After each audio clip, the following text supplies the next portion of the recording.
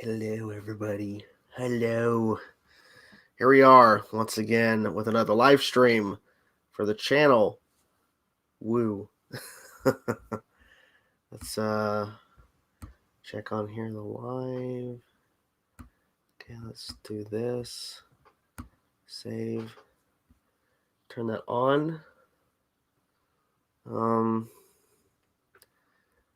I need to actually go to this on YouTube. How about this on YouTube? Hold a second. My channel. I want to send this to not queue. I don't want it to queue. Why is it queuing? No, I don't want it to queue. Close player. Yes, close it. Okay, pause that out. I will get to your comments in 1 second, guys. I want to share this to Twitter to make sure people know that we are live. We're ready to go. We're right here. We're chilling. Live stream posted. Okay. Well, everybody, hello. Hello, welcome. Victor, hello, welcome. Arkham, Hero's Journey, Snyder, Steppenwolf, and OK Steel. What's up, everybody? I did see the concept art. Yes, I did, Snyder. Yes, I did. Really cool. It's interesting how we heard about a Green Lantern being in, of course, the after credit scene, but now we're seeing concept art, like what he would have looked like. Because if you look at the other concept art that's come out of Granny Goodness, Martian Manhunter, that's what his Green Lantern would look like in terms of the costume, like, and pretty close too. So I'm curious if he's actually going to reveal who actually played Green Lantern. Look, him putting out that that extended Joker scene, that extended Joker scene he put out there. I'm guessing, I don't know. Was that cut? Was that cut because he wanted it to be cut, or was it cut because they made him cut that extended Joker thing? Because I'm thinking, is he just gonna release the Green Lantern scene that he shot? Is he gonna put it out there? If he does, that's gonna be the biggest like slap in the face to Warner Brothers if he puts out the Green Lantern clip. Supposed to be a guy named Wayne Carr. Supposed to be John Stewart. Okay, I'm not really sure. But regardless, it's just interesting as hell. Arkham Gaming. Let's see what you're saying here. Did you see the confirmation from, I think it was Hollywood Reporter and Variety, confirming that the CW and Titans probably Doom Patrol are going to be merged into the DCU? I have not seen that article. Can someone link me that? Can someone else verify that this is the thing? Because I've not heard about this. That would be big news if this is real. I've not heard this, though. I have not heard this at all. Now, I don't know why it would be merged into the DCU when they've been talking for a long time there's a multiverse. Why would they need the Arrowverse and the Titans and Doom Patrol to be merged into the DCU? That, to me, doesn't make any sense. I don't know. Yeah, this was an odd moment during the episode. Zemo dance. I don't know. Okay. I have no idea. It's kind of odd, but whatever. Whatever. I don't think Red Wing will reappear in Falcon Winter Soldier. Does that mean Rhodey may not suit up in every episode? Wait, what do you mean Rhodey? His name's not Rhodey. What are you talking about? I know it's Wayne T. Carr. I just didn't use the T. Okay. I can't find any article. Yeah, I don't think this is real. I think this might be an April Fool's joke or like a really bad April Fool's joke. I've not seen this at all. Whatever this is, this article talking about the merging into the. Why would they? Because they're doubling down on the whole fact that on Earth 2, that's where Matt Reeves' Batman takes place. So why would they want to merge the? I don't know. Yeah, but why are you talking about Armor Wars? We're not talking about Armor Wars is so far off. I don't know why you're talking about that. Hello, welcome. Yeah, I don't know. Let me find that article. Okay, I'm guessing Arkham that it's a April Fool's joke, or it's not Variety or Hollywood Reporter. It's probably one of those sites that is not trustworthy. That's my guess. Because I mean, I've not heard this. Fernando, who keeps up with this shit too, has not seen it either. So I don't know. How was the Snyder Cut? Very good.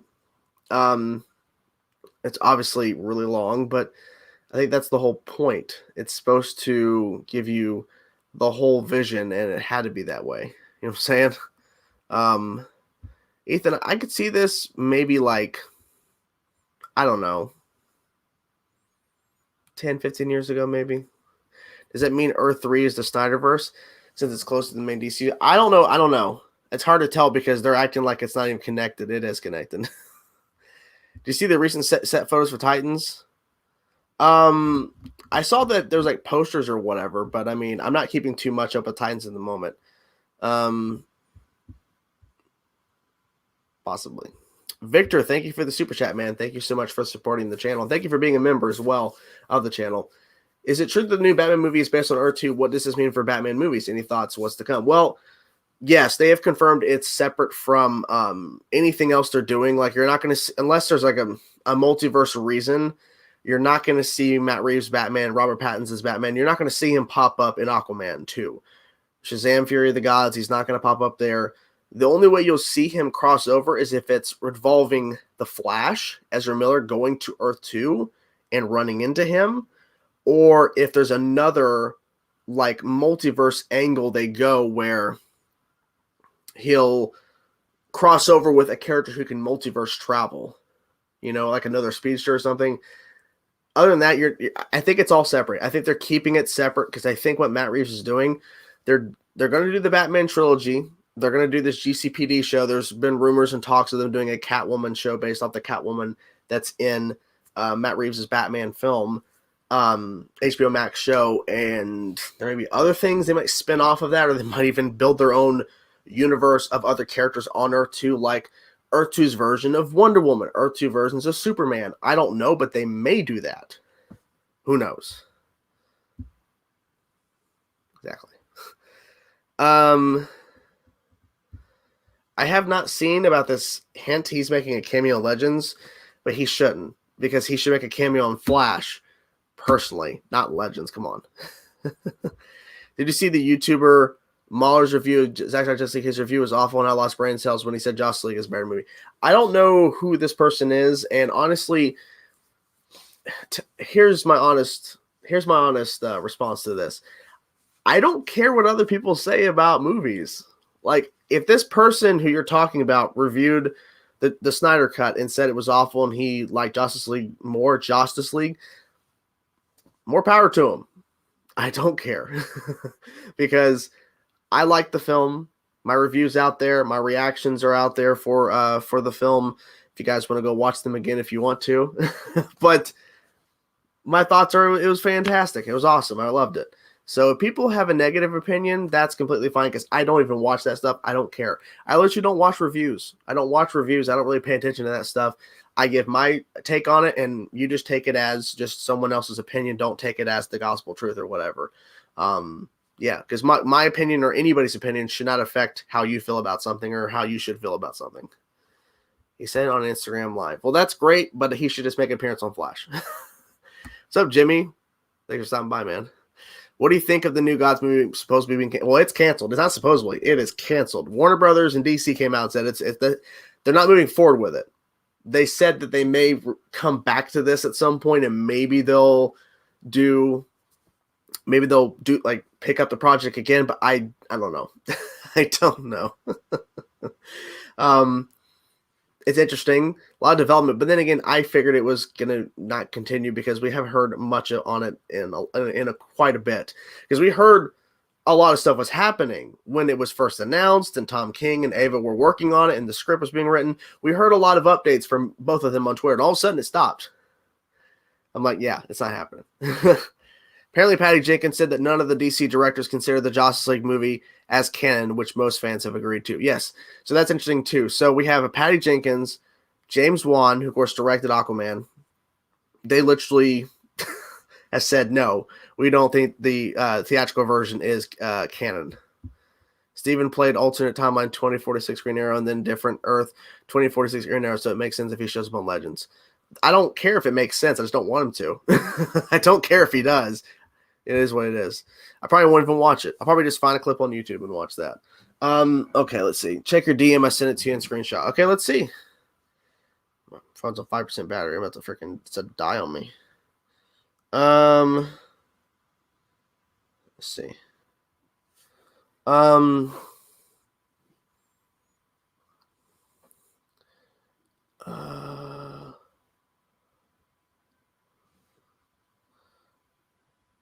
looking. I don't see anything about any of these shows. Where does this? Okay, I'm going to read this to you. I'm going to see what you're talking about here. New Gods, which would have been sprawling tale, was complicated by the fact that its villain Darkseid just appeared as a major foil in Zack Snyder's Justice League, and there was a desire to have space between the latter and any new appearances. Except for the Batman, which is set in an alternate Earth known to geeks as Earth 2, DC is plotting its films and shows to share the same universe. Key to setting up its new status quo will be The Flash, November 4, 2022, which will tackle the multiverse and is said to also lend clarity to the future of the Justice League, multiple Batman as well as Supergirl appearing. I mean, there's still two more paragraphs, but I'm not seeing anything here about the shows merging with, like, it's plotting these films and shows to share the same universe. Well, here's the thing. They're all in the multiverse. I don't see Robert Pattinson's Batman showing up on The Flash. It's just, I don't know, man. Yeah, thank you for the comment. Yeah, I checked out episode 2 today. Holy crap, was it fantastic. Episode 2 was really damn good. Holy crap, I'm going to edit that at some point this weekend, but yes. And I did check out the Supergirl Season 6 premiere. The Season 6 premiere of Supergirl, I have reacted to it. It's uploaded on the channel. It's not public yet, but it's up. I still have to make the thumbnail. Thank you for the super chat, Victor. Thank you so much again for supporting the channel. Obi-Wan Kenobi will be good, though. Excited. Well, I mean, we're all excited for Obi-Wan Kenobi. I mean, Obi-Wan Kenobi, I think, is going to be the biggest Star Wars event since The Mandalorian, because The Mandalorian blew up. We're like, holy God, this is really good.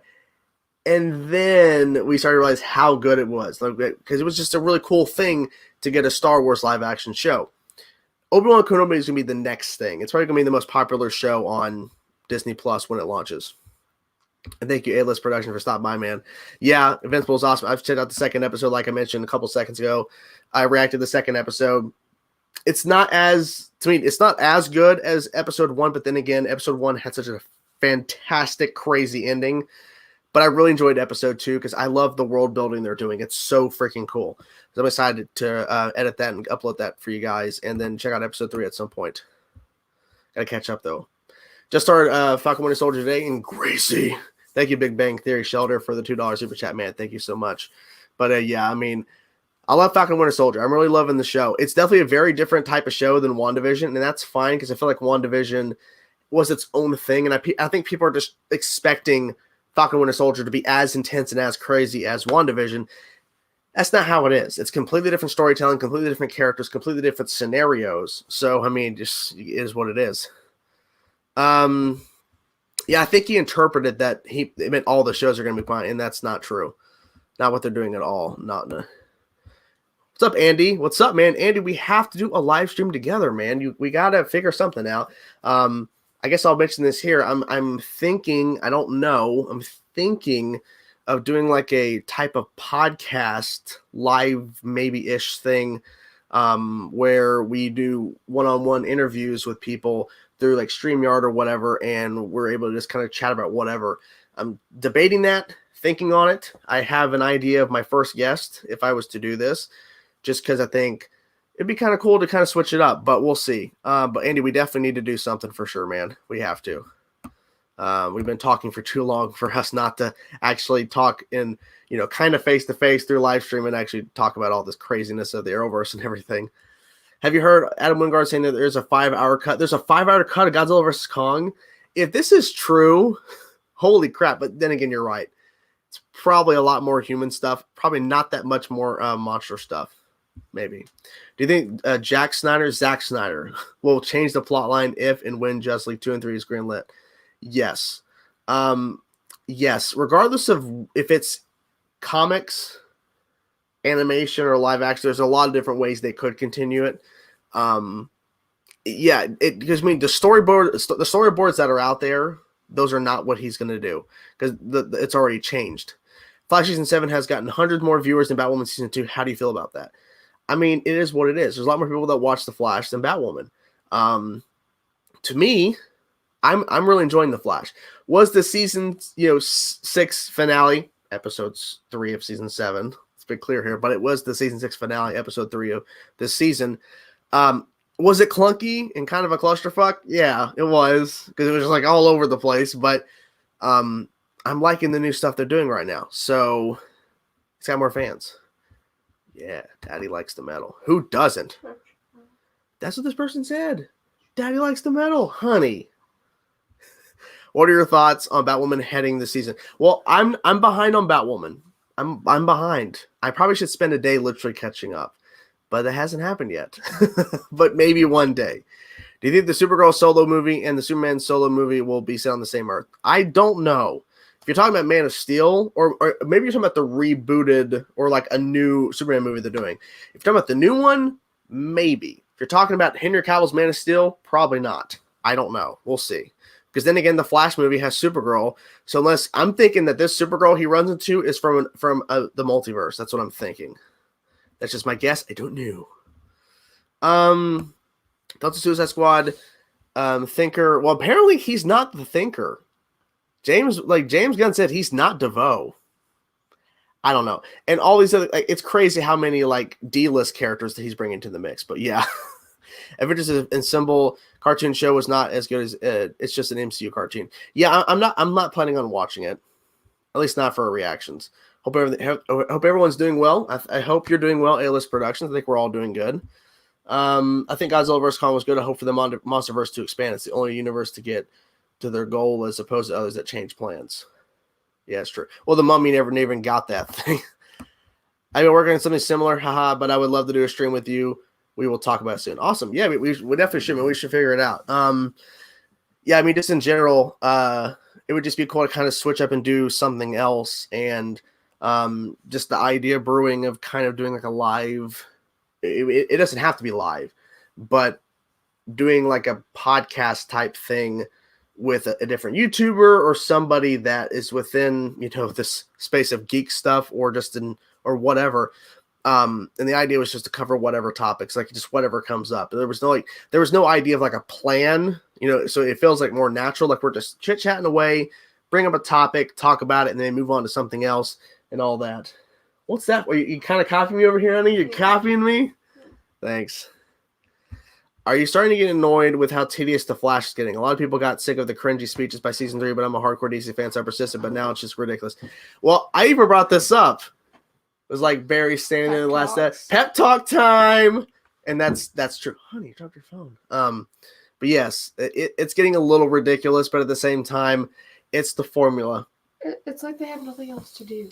I feel like at times they have to, even though Iris clearly, clear as day, needs to go talk to that Mirrorverse Council thing, and she's giving Barry the same advice. She needs to look in the mirror and tell herself, you need to face your trauma or whatever. And I'm like, Iris, you're talking about yourself, dingus. Go to the damn meeting. I honestly don't know if I like Iris that much. You don't like Iris that much? Oh, honey, you're going to piss off all the Iris fans. Holy fuck. Guys, turn off. If you're an Iris fan, go away. Okay. I like her, but I don't know. She's definitely not my favorite. There's certain aspects of her that could be improved. Oh, God. We got another Mulan situation over here. That's the whole thing. I watch her. She just complains and complains and complains. Yeah. Just fix it for her. I get tedious of my thing curling up too. I would notice I'll do an intro for a video and that'll be curled up. And then as I look down, starting the reaction, like, oh, fuck me. Because it's been like that the whole time. She doesn't care. It's a dog over here. But yeah. Oh, God. I'm missing comments. I'm very sorry, guys. I'm missing comments. I'm so sorry. Oh! Holy shit, Charles. Thank you so much for the super chat, man. Thank you. Thank you, sir. Holy crap. How's it going, fellas? Any news on Master Cilia? Well, don't have any update really right now about Master Cilia, unfortunately. Director Carson is currently editing and working on it right now. It's our final Star Wars fan film that we've done, that we're doing live action. We're just, it's a lot of work. You know, she was getting annoyed. She gets annoyed every time we do Star Wars movies. She's like, seriously, you gonna go out again? Yes, honey, you have to go out again. You're getting tired of it. You can be honest. Yeah, I was. It was getting a little too much. I'm in it. She's in it. She has the biggest role in the movie. She has a couple of scenes. She's not just like one. She's not like pop in twice and done. You're actually popping up in multiple scenes. She even has a standalone scene. It's very brief, but a standalone thing just for the goat. Remember meditation? Oh yeah. It's not a spoiler. It's a meditation. It's just her meditating. I forgot. And Carson made sure I got to get this right. So that's awesome.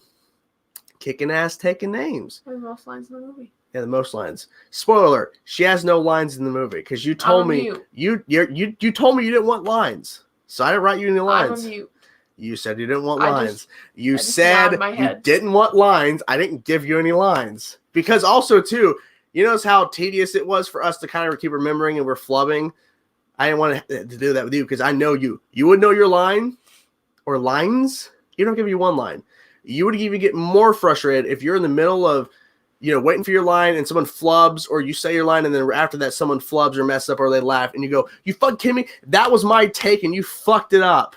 You would get more annoyed. It'd be you. It would be me, probably. But yeah, hoping for some more news soon. I know he's hard at work on it, trying to get through it. It's a lot. It's a lot. So yeah. Let's see here. A lot of comments, guys. I'm sorry, guys. I'm so sorry. I'm behind. Disney was stupid to cancel. Yes. Well, did Disney cancel them? Regardless, it was stupid for them to cancel the show. Don't really have an update on the production company because he's been editing on Master Celia, so we haven't talked much about the future of it. Let's see. I'm obsessed with attention. I'm happy to do it live. Okay, awesome. Well, we can do it live then. I'm an Iris fan. One up. Okay, it's fine. Oh, people, I'm now getting to the Iris comments. I don't like Iris that much. The Candace stands are seething. In all caps. Don't call Iris annoying. She's so good in season 7. Iris, you are not Chainsaw Reacts. We are Chainsaw Reacts. Remember, we are the Flash. Yeah.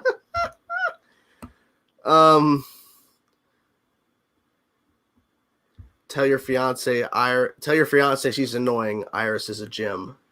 Iris is not a gem. Apparently you're annoying. Iris is a gem. I don't care if I'm annoying. I don't care either, honey. I love you. Do you? A little.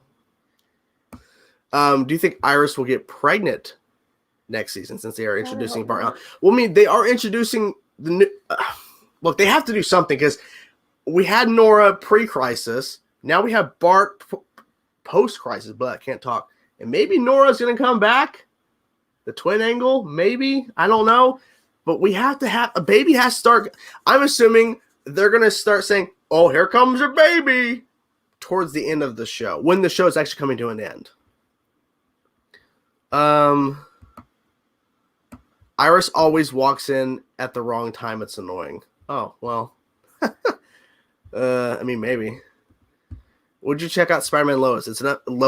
Spider-Man Lotus. It's an upcoming nonprofit 1 hour and 30-minute fan film that's based on Spider-Man Blue and the kid who collects Spider-Man. Suit looks amazing. I think I've actually seen this online. People have been sharing the suit or whatever. It looks pretty good. Yeah, maybe. I might watch it. I probably won't react to this. That's a lot of commitment. Do you think the Batman is going to be a mystery psychological thriller like movies such as Shutter Island, Prisoners, Inception? Maybe. Me and her, we watched Shutter Island. What was it, like last year? Yeah. That was really good. It was really good. I like that twist. That was nice. And I really enjoyed Prisoners. I think, to me, that's a really underrated film. I know people who've seen it love it, but there's not a lot of people who have seen Prisoners. You got to go see it. Hugh Jackman, Jake Gyllenhaal, fantastic. And Inception, I remember seeing that in theaters, and for hours afterwards, me and my friends went to dinner afterwards. We were just talking about the movie nonstop because we were like, what the fuck just happened? With Bart Allen's show, with Bart Allen coming, could it be repetitive with the season 5 storyline? I don't think so, because I think it's a different reason why he's showing up. But if we reveal that Bart Allen's talking to another version of Eobard Thawne, then yeah. Or just Eobard Thawne in general, yeah. But I don't think that's what they're doing. Hopefully. Because the guy who's the showrunner now, he was on the show during season 5. He wasn't the showrunner during season 5, but he was there. I think as a writer or something. So I don't think he would do that again. Iris, we are Gracie. Ooh, even though she's not my wife, but your wife is a time remnant. That's why she doesn't like Iris.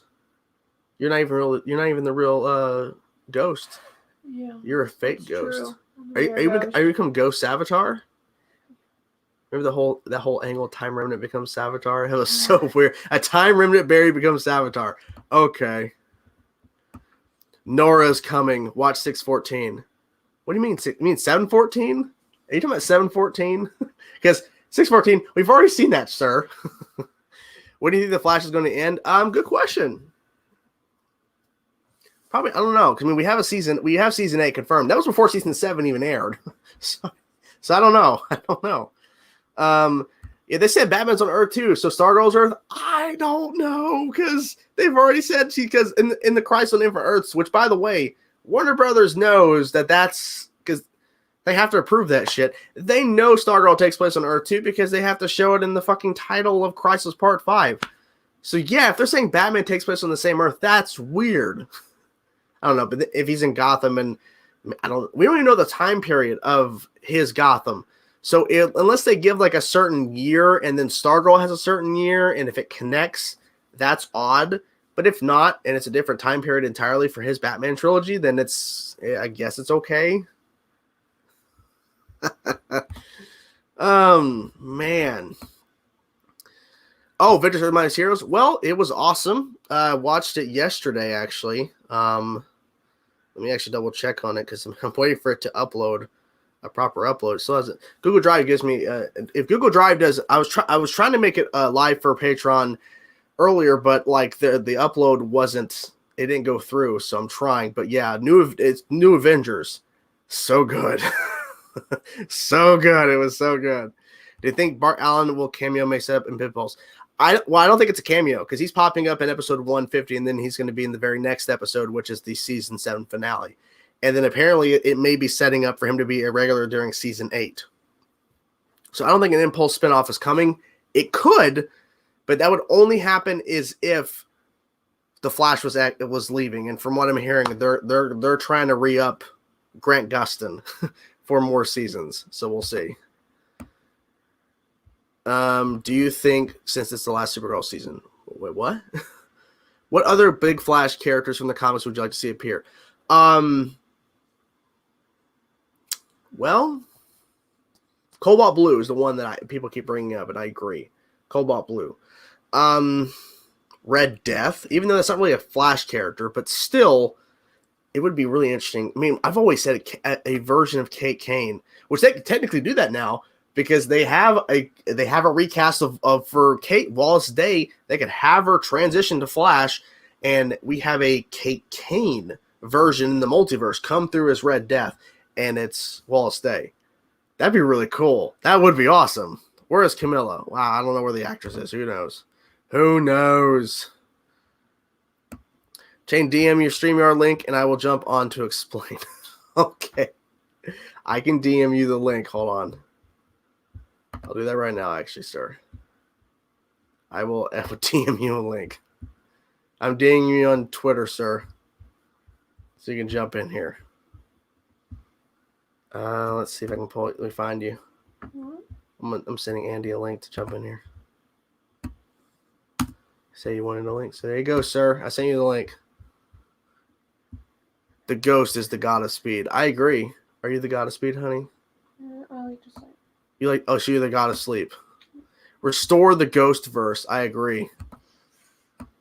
Love you a lot more since you've seen Shutter Island and Presidents and liked him. Have you seen Defending Jacob with Chris Evans? No, I have not. I've not heard of that. No, I haven't.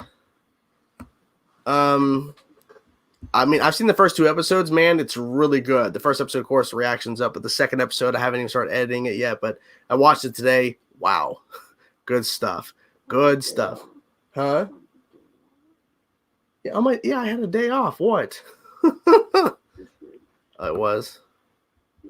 Sorry. Uh-oh. There he is. Are you ready to jump in, sir? I see you. He's ready. Hello. Hello. What's up, man? I didn't mean to sound frustrated. It's all good.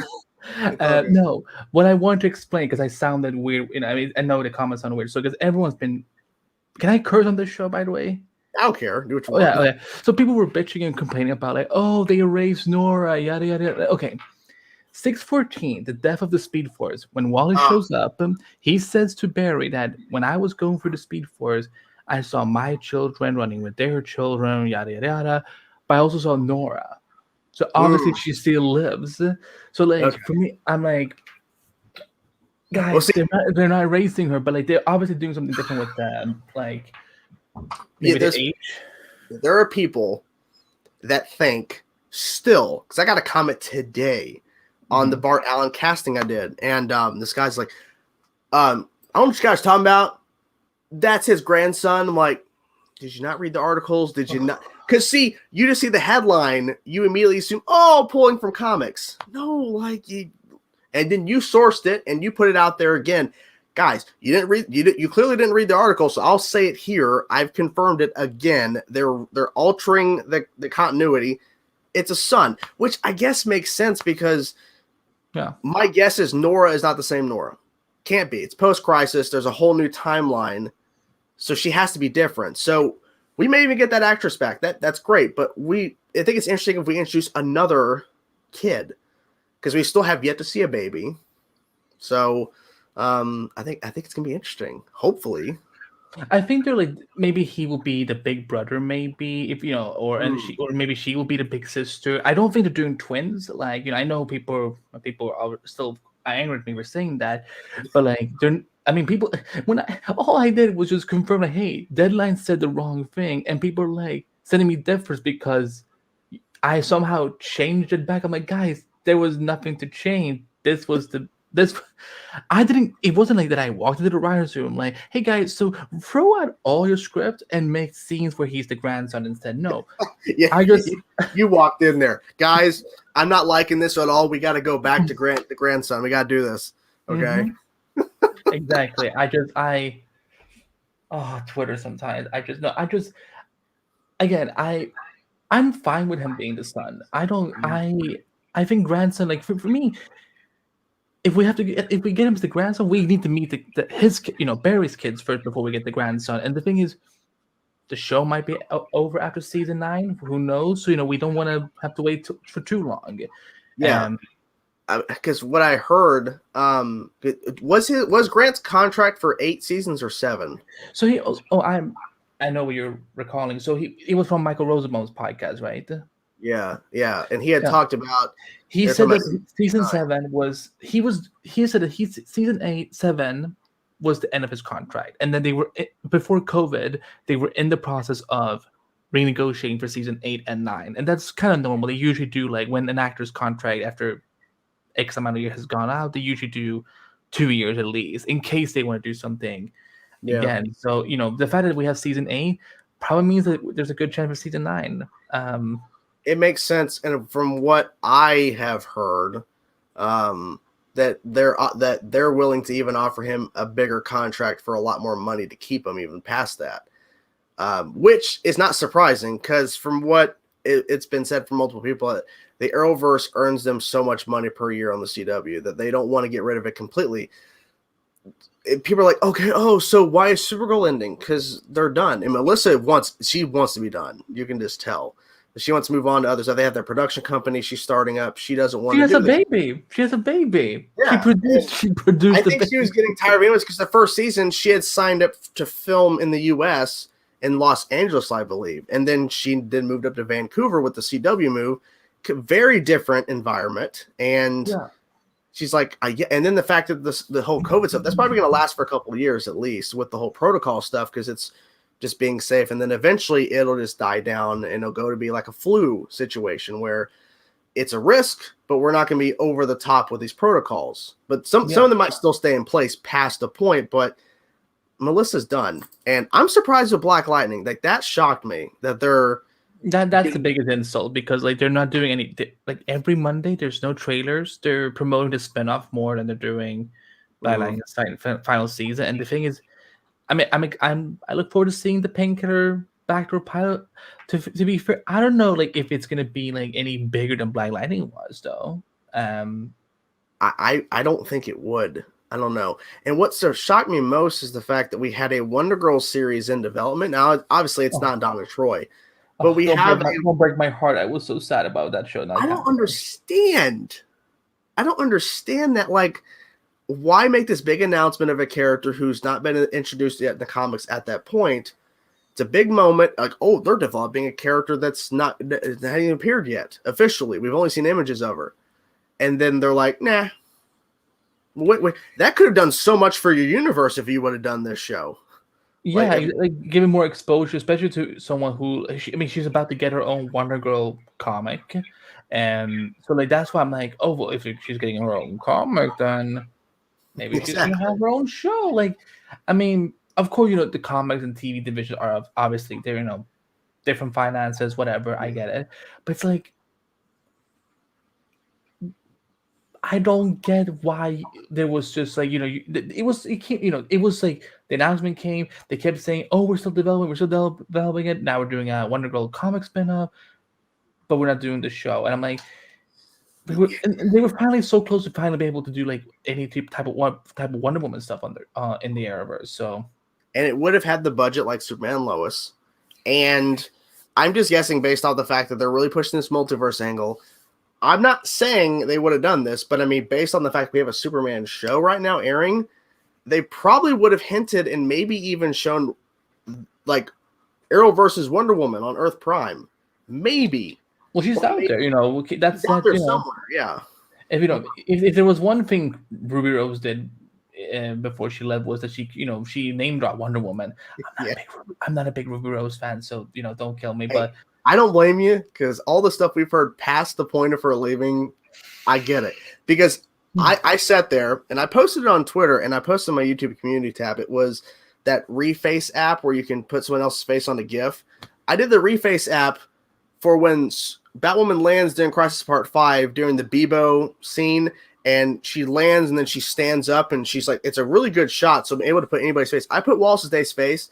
It fits so well. I'm like, they could have just casted Wallace Day. Yeah, Wallace is he's gonna be amazing. If anyone who hasn't seen Krypton, and the first two, only 2 seasons sadly, are up on CW Seeds website. You can watch it for free. It's a really good show.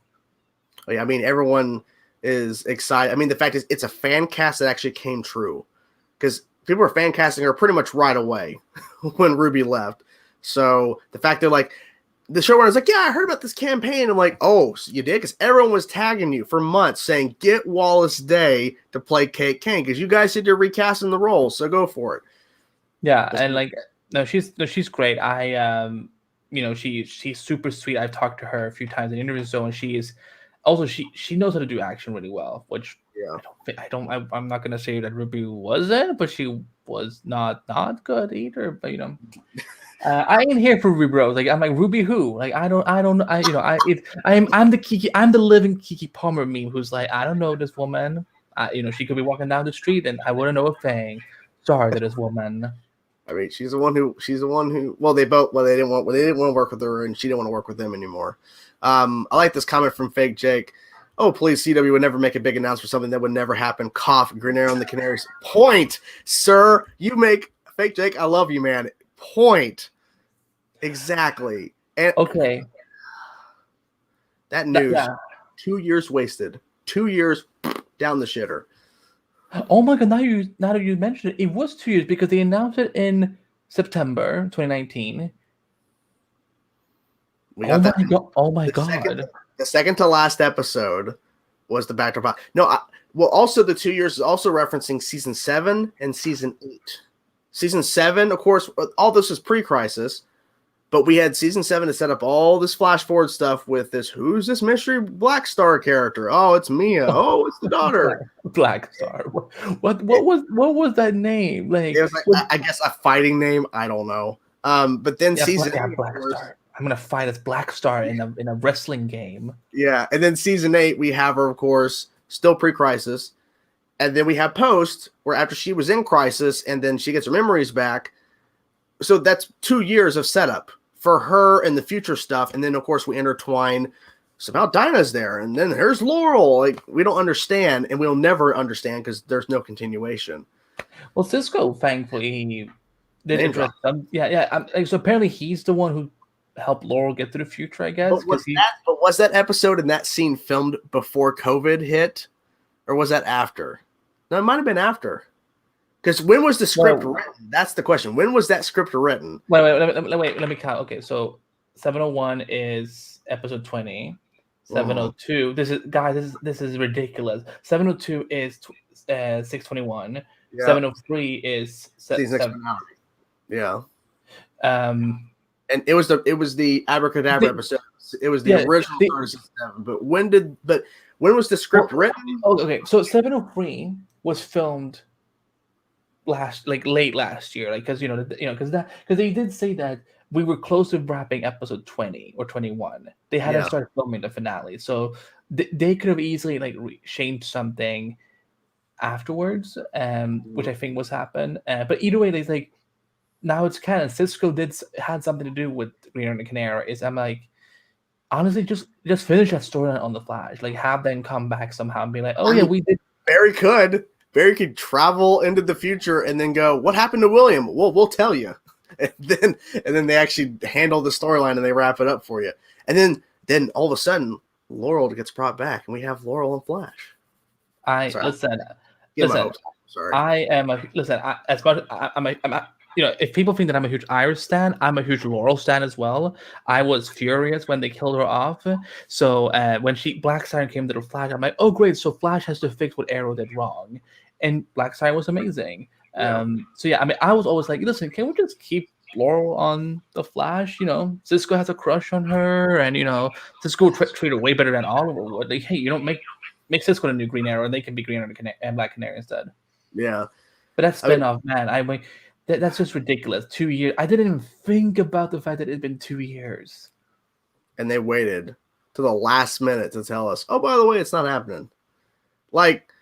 They made the decision when COVID started happening. Guggenheim said on Twitter, we had decided around March, April when the COVID started to really ramp up and with the shutdown. That's when we decided to not go forward with it. I'm like, so you waited for almost a year to tell us that it was just done? I think what affected it though, because remember there was that article that said that from Deadline that HBO Max was considering taking Green Lantern Canary. So it might have been that they were trying to figure out what would the budget be, where would they film, how much do we get back when it airs, or does it have to air on the CW or whatever? So that's maybe why it was delayed. But if they decided in April last year, it would have to air on the CW though. It would have to, because it's connected to the CW stuff. If it's just a HBO Max centric, no CW airing, that would be kind of odd, I think. Well, technically, for us as viewers, it probably would be weird. But for AT&T, they're like, it's our shit. We can do whatever, we can put in whatever we want. So they would probably not care. That's true. But still, it's just so mean to jerk around with the fandom, and every time anyone asks them about it, they're like, oh, we're hoping to hear news soon, or if maybe it was more that Guggenheim knew and they didn't know. Arrowverse spin-offs has been weird this year. Listen, Naomi and Painkiller, they could be great, but I'm like, what happened to William? Boy, do I have a story to tell you. You know what they should do? They should have, let's say if it's Laurel who tells a story. What's his name from Ant-Man? Whenever he does a story, talking really super fast. Oh, Laurel should just do that. I will write it. I will write it for Katie Cass to be like, listen, just do this. Don't worry about how it's gonna look. We're gonna put a bunch of flashbacks and scenes here with other actors, and you're just gonna talk as them. Charlie has a point too about Stargirl. So they have been saying that Batman's on Earth 2. Does that mean Stargirl is on the same Earth as Batman? I'm thinking. I think maybe that was just a writer who I know which article they're talking about, and I don't think it's on Earth 2. They have to know it's on Earth. They have to know that Stargirl's on Earth 2 because they're the ones who approve of Crisis and all this stuff. They approve the budgets. They see Final Cut. It had to go through a number of people seeing Earth 2 on Stargirl's Earth during Part 5 of Crisis. They have to have known that for a while. So maybe the font was just too little for them to read. They're like, what did that say? Fuck it. It says Irv Z. Oh, sorry, it was Irv C. Oh, No.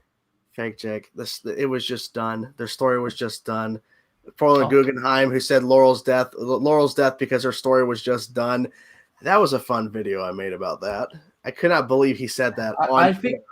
I think you may have been one of them. Because we didn't know each other back then, but I think you were one of the YouTubers. Because I was like, Laurel's death really got to me. Like, it was really painful for me. So like, I was watching other people's reactions on that, and I think you were the ones like who was like really pissed off. I'm like, yeah, like what does he mean? Her story is done. Yeah, I think it's like a 10-minute rant, and I was sitting there pulling up tweets from other people like showing on screen. I'm like, you seriously responded to it this way, Guggenheim? Are you kidding me? And then I pulled a tweet where Gail, of course, who writes Black Canary, who tweeted at Guggenheim saying, "Don't screw this up," and he responded saying, "Don't worry, we won't." Yeah, I have a story. When I met Gail Simone, there's no tea. There's no nothing. But when I met Gail Simone at San Diego Comic-Con or WonderCon, I remember because I told her like, listen, like I love Black Canary. Dinah is one of my favorite heroes, and they killed Laurel on Arrow. Like, well, like I know you don't watch the show, but like having to hear about it, how was it? And she's like, it was not great. I mean, I know she's very quirky and funny and so on online, but like, I don't think that was fun for her to see at all because again, it's like, and of course, once they killed her off, we got Black Sire, and obviously it was meant to be as almost like damage control. I mean, yes, as much as I love Lorelai from Earth 1, they did improve her by Earth 2, because I think that's what, like, you know what? Here's everything. Let's do everything that we couldn't do with Earth 1, Laurel, and just do it with Earth 2 instead. But it's like, you still fridged her because that one.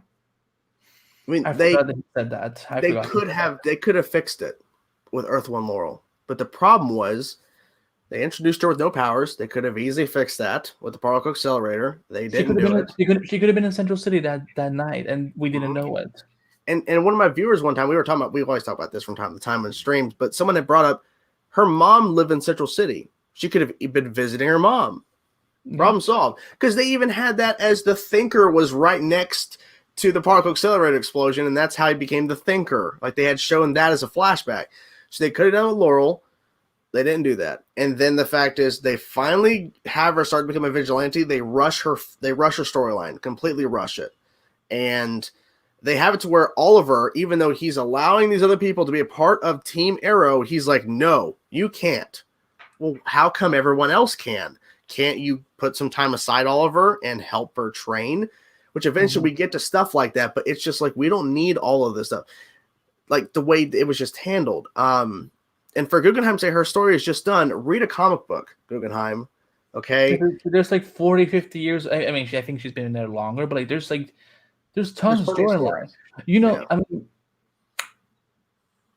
I don't know if it's controversial to say. I like Sarah Lance. I like White Canary. I do too. But let's not kid ourselves. They took things from Laurel and gave it to her. Do you all know that Sin? You remember the character Sin who was in season 2 of Arrow? Yeah. That's a specific character related to Dinah Laurel Lance's storyline in the comics. And they gave it to Sarah. Because they're like, ooh, because I think when they originally were writing it that Sarah was dead. Then they're like, oh, well, what if she's not? And what if she's Canary, a version? And then, okay. I liked it because I like Sarah a lot. And I like the fact that, like, to me, controversial again, I always felt Sarah and Oliver were more compatible as a couple than Oliver and Felicity. And it's just because of their connection. And the fact is they both were on that boat that fateful night.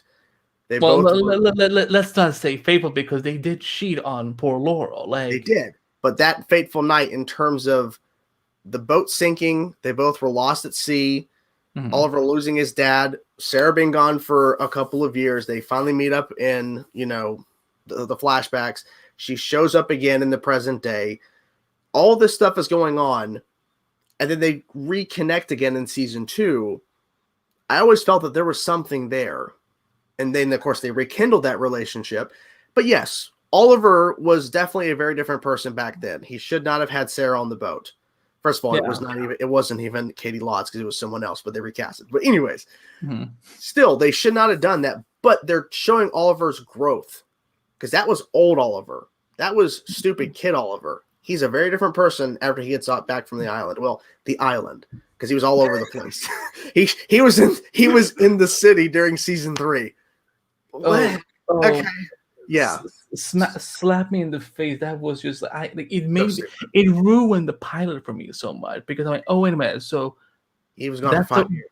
That's a wig, and that's a fake beard. And then he was in his mother's office during season 3 flashback, and then he sees. How does he see Felicity? What are you talking about? No, that's not what happened. No, I think Felicity fan wrote that scene. Probably, but that makes more of a point. The pilot, okay, him seeing his mom for the first time, and then shortly after the pilot, he then sees Felicity. They play it like he's never seen her before. They retcon it to where he actually sees her in the flashback season 3. No, no, you can't do that. This is one of those things where I just can't get over. But I just felt like they could have just done something with Sarah. But then, of course, they had to do the spinoff. We had to do Legends. Let's do a team up. I liked. Here's the thing. For most part of Arrow season 2, I hated Sarah because I think there's just so much that she took from her sister, and again, I feel like while Sarah is comes back and I'm like, oh, you're alive. Laurel is crapped on because she has feelings about what Sarah did. Sarah never really apologized, but that's why on Legends has made her such a better character. I think White Canary is so much better for her. The captain of the Wayrider, I think that's great. I love Sarah. I liked Sarah on Arrow, but I love Sarah on Legends. But they were obviously taking things from Laurel's storylines and giving it to her because I think it's because of her backstory, what she went through. Laurel hasn't went through what Sarah went through, and so I don't know. I just feel like they were like, okay, well, she's different and she's like a fighter, and we don't. It's kind of it's a mystery. We're gonna unfold it. So maybe that's why they did it, because the way they introduced Laurel, she's just an ex. She's not. I would love if me and you were given a chance to write an Arrow pilot and have Oliver shows up from the island, and guess who's fighting crime as Canary? Yeah, I would have made it Laurel Lance. Yeah. But then I think the idea of Sarah being lost at sea, I would definitely continue with that, and maybe still have her being the same way, but have Laurel not just be an ex that Oliver had, that the sister was just on. I agree. This might also be controversial. I still wouldn't have given her the Canary cry. I would rather still do the Flash and have Laurel be in the city that night, because I do want to see. Because we haven't seen a Black Canary storyline except for that one flashback scene in season 7. I want to see a storyline where Diana Laurel Lance has to learn how to use it. I mean, they did that with Dinah. They gave her the Canary during the polygraph.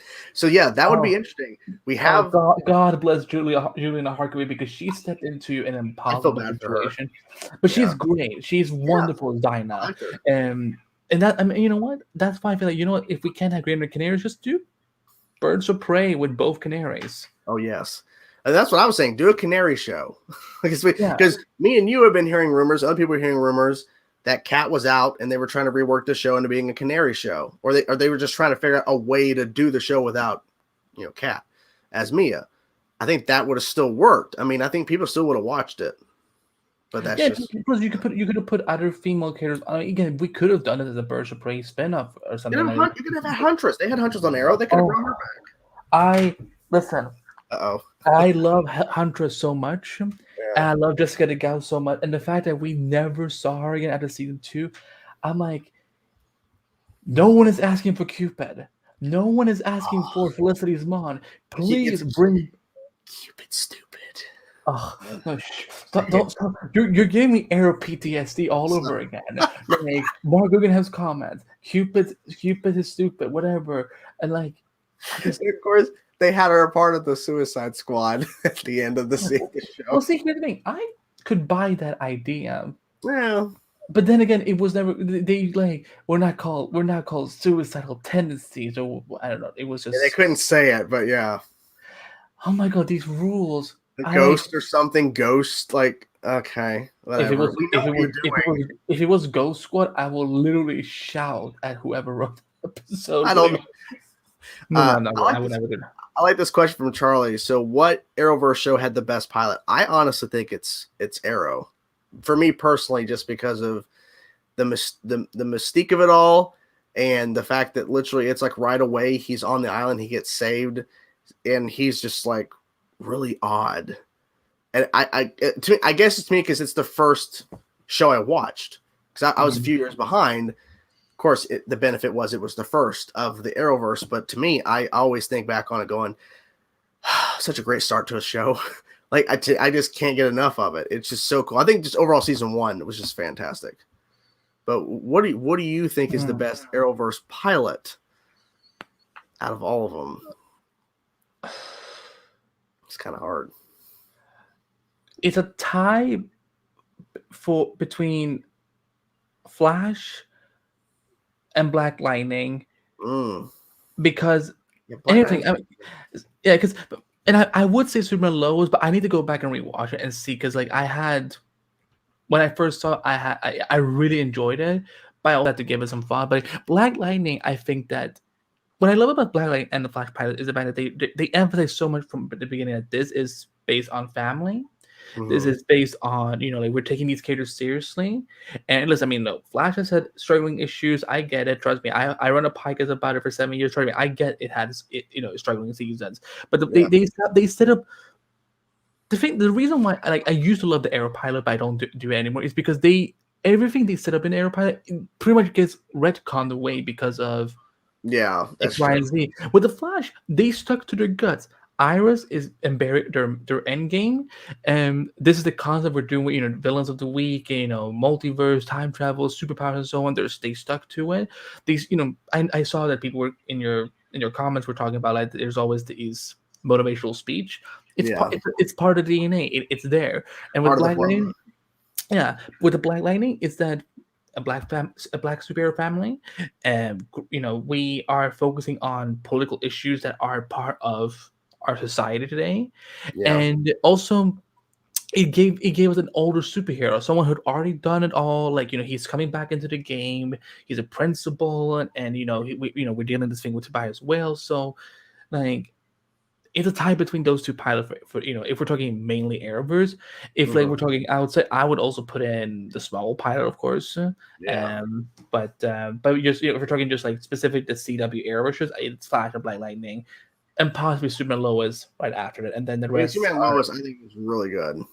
It's a really good pilot. It also helped the fact that the budget and just like the show looked like it was a freaking movie. It was so good. I do want to. We have some super chats from Scott. Do you think Stargirl will join the Arrowverse Justice League, or at least be an ally? I would think so. Episode 9 of season 2 of Stargirl, they're bringing in John Wesley Shipp, and so they're technically already doing it, but we need some new members because we're losing some members. We already lost one because technically Ryan's not in that league because she doesn't even. I don't think she even knows about it. So. Oh, it's so weird because they haven't, like, the fact that Supergirl hasn't even acknowledged that Kate was supposed to come and visit me for Kryptonite. It's anyway. Yeah, they're not going to. I don't think they probably rewrote that whole thing because But I think Courtney will join the Arrowverse Justice League. I think the reason with them when they announced that they were doing the crossover was that they're bringing Stargirl into this will be the opening of like bringing them into that realm. Of course, she's not gonna move to Earth Prime, whatever it is. But I think that this will set up the idea of like, hey, there's another world out there, and I think of course, like at some point it's gonna happen. I think it would have happened this year if COVID wasn't a thing, because like they even shut down the crossover between Batwoman, Superman, and Lois for the HBO Max kind of crossover deal they were wanting to do, where they wanted both those shows to have a crossover for HBO Max to go, hey, we got a crossover event over here. Because of COVID. Had they said when Superman are they going to do what they did on Netflix, that after 1 week they're going to put up the entire season on HBO Max? I don't know, because I'm trying to remember Batwoman season 1. When did Batwoman season 1 end airing? I think it was in May. because I think Batwoman season 1 was put up right as HBO Max launched in May of last year or shortly after. I know it was on there because I know any new shows that are currently being made now, if they're not in the Netflix still, they're going to HBO Max. So that'd be like Katie Keene. No, Katie Keene, that was canceled. Nancy Drew, Batwoman, Superman and Lois, they're not going to go to Netflix. They're going to HBO Max. Because people keep asking, well, when Superman and Lois can be put on Netflix? They're not. They're not on that Netflix. That's old stuff. That's why you're not seeing Flash get upgraded with budget or new cameras, any of that, because those shows are. They're trying. They're trying to. Though. Oh, they are. There was a report from Deadline. Why the fuck does Deadline get everything when they do things wrong anyway? Again, I'm not gonna get over this whole Bart Allen thing. But they said that HBO Max and the CW are looking at trying to do more cooperation, including edging up the budgets and so on, because they want everything to look great. Okay. That would be good. I don't think it's going to happen for the current season's filming now. So no. Like season 8. Yeah. Maybe I was assuming Lois is going to continue. And I don't think Batwoman has that budget for season 2 and 1. I think they just had better cameras. Like when that show started, they just had better cameras. Because you can tell in Batwoman season 1 and now 2, they're using better cameras than Flash and Supergirl are using right now. So I feel like it's going to be the next seasons of stuff is going to get, if they don't already have it, they're going to get it. Yeah, of course. I mean, it wouldn't happen now because that report came out long after they had started filming anyway. Yeah, so like they couldn't halfway through production switch it. But if it comes through, like it's like I don't know if all the shows we get. I think it would mainly be for like Flash, and maybe Batwoman, because again with Legends, I mean, I think that it's already way expensive anyway. Like the Wayrider it ain't cheap. Well, I'm thinking the reason why it may not happen, not to be pessimistic, but it's probably because they're still under that Netflix deal. If they up the budget on those shows, they're going to go to Netflix. They're not going to HBO Max right now. But see, Superman and Lois isn't. That's an HBO Max CW collaboration where it's on CW. It's going to go to HBO Max, no Netflix or any other streaming deal. They get to keep that. So they're putting the money in because it's their own content that they're not giving to somewhere else. That's why I don't think they're going to give, unless the Netflix deal ends soon, then all the Arrowverse stuff will be taken off it and then they can up the budget. When did the Netflix deal happen? Was it? I think it was a couple of years ago. I remember it was like a big thing. And I remember people have been saying every year, oh, it's ending this year. We don't know when it's in because we don't know the contract. But I would think a report would come out eventually. Maybe Deadline will report it. That the contract will end. I don't know. Oh, Deadline. It's my. I don't know. My moral enemy. No, I think. I mean, it's gonna. I think because the Arrowverse is not gonna go away, and they know that they can't just have one show look better than the others and so on. Like they need to, I think if anything, they can all look the same with the cameras. The effects may not all be all great on all levels and so on. I think Stargirl, for example, like I think they don't have. I don't think they have the same VFX team that Flash. It looks pretty good for season 1, though. It looks really good. I'm really looking forward to season 2. It's gonna, But when you see the team that works on The Witcher worked on Superman and Lois, you can tell, like just based on some of the things with that. Yeah, and if Batwoman was to get upgraded, I don't know what they could do more because they don't do special effects that often. Not really, but maybe if they get a budget increase, they'll be able to do more practical stuff. Maybe they'll be able to just do more like stuff within the city. I don't know, because it's a very different type of show. Like the Flash would definitely benefit for a budget increase because they can write more insane stories and more stuff happening with the Speed Force and everything if they had a bigger budget. Because right now you can tell there's episodes they write that are kind of like just we're keeping it low this week in terms of budget because they don't have.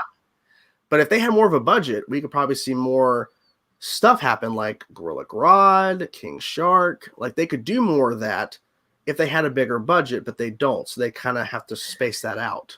Well, one thing that would help them as well is if all the shows would just fucking cut the whole 22 episode format, just do 13 episodes, especially during COVID. Like, all the budget you would use for 8 additional episodes, just use it on the 13 episode order. you guys have enough content. You don't exactly. Like every time I'm like, they just renewed 14 shows in one day. This is insane. I don't understand that. Also, we could maybe get rid of Riverdale while at it because listen, those kids are not enjoying it anymore. I'm a Riverdale trash. I will fully admit it. I'm trash watching Riverdale because I can't stop. Me and the ghost, the fiance, we stopped. We can't continue. It's too much. Bless your soul. Now we're hearing there's aliens. No, I'm sorry. There might be aliens or something. I don't know. Is it aliens? Is there aliens? No, we haven't seen. They keep thinking it is aliens. I think whatever. I think it's some Scientology shit or something where like someone like.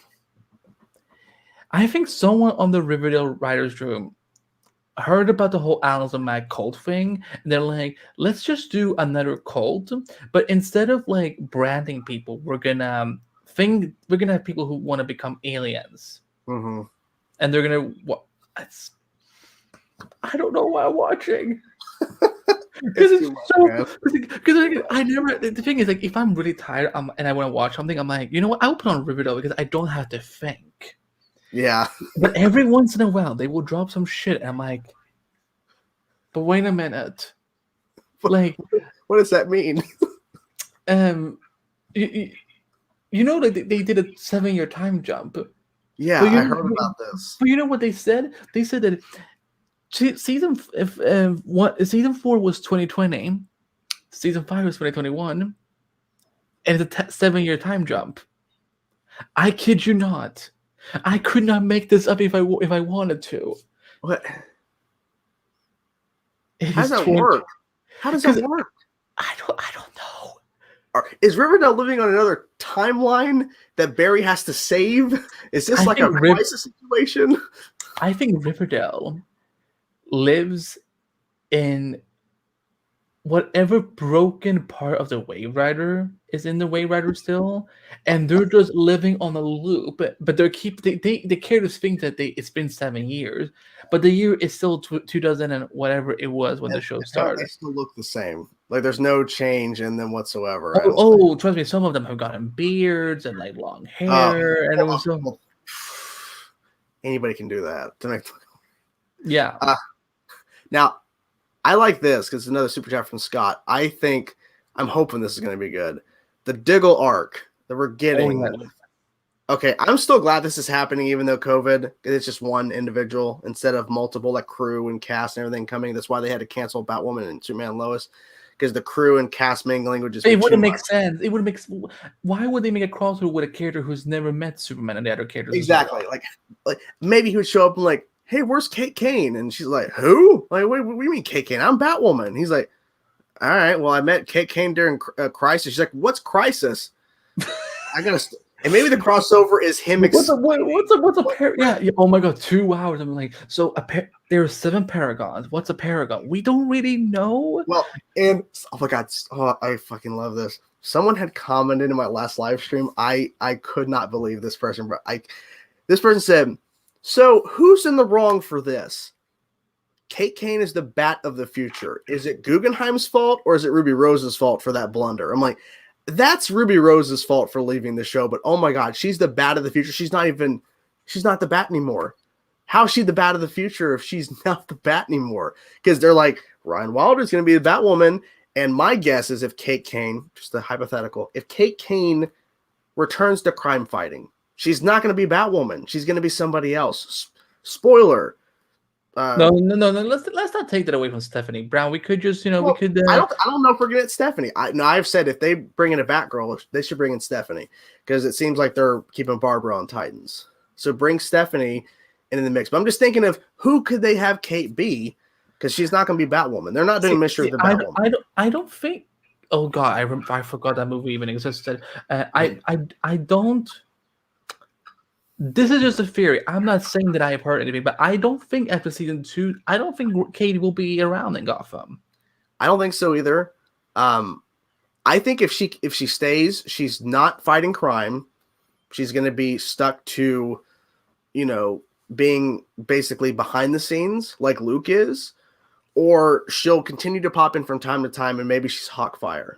That's the other person I was thinking of too, Hawkfire. Because someone had even made a post on Instagram. This person who does like artwork or whatever, they customized the Ryan Wilder Batwoman reveal photo and changed it to Hawkfire. Like, well, what if she becomes Hawkfire and then we have Kate as Batwoman again? I'm like, well, no, you flip it. Who's Hawkfire?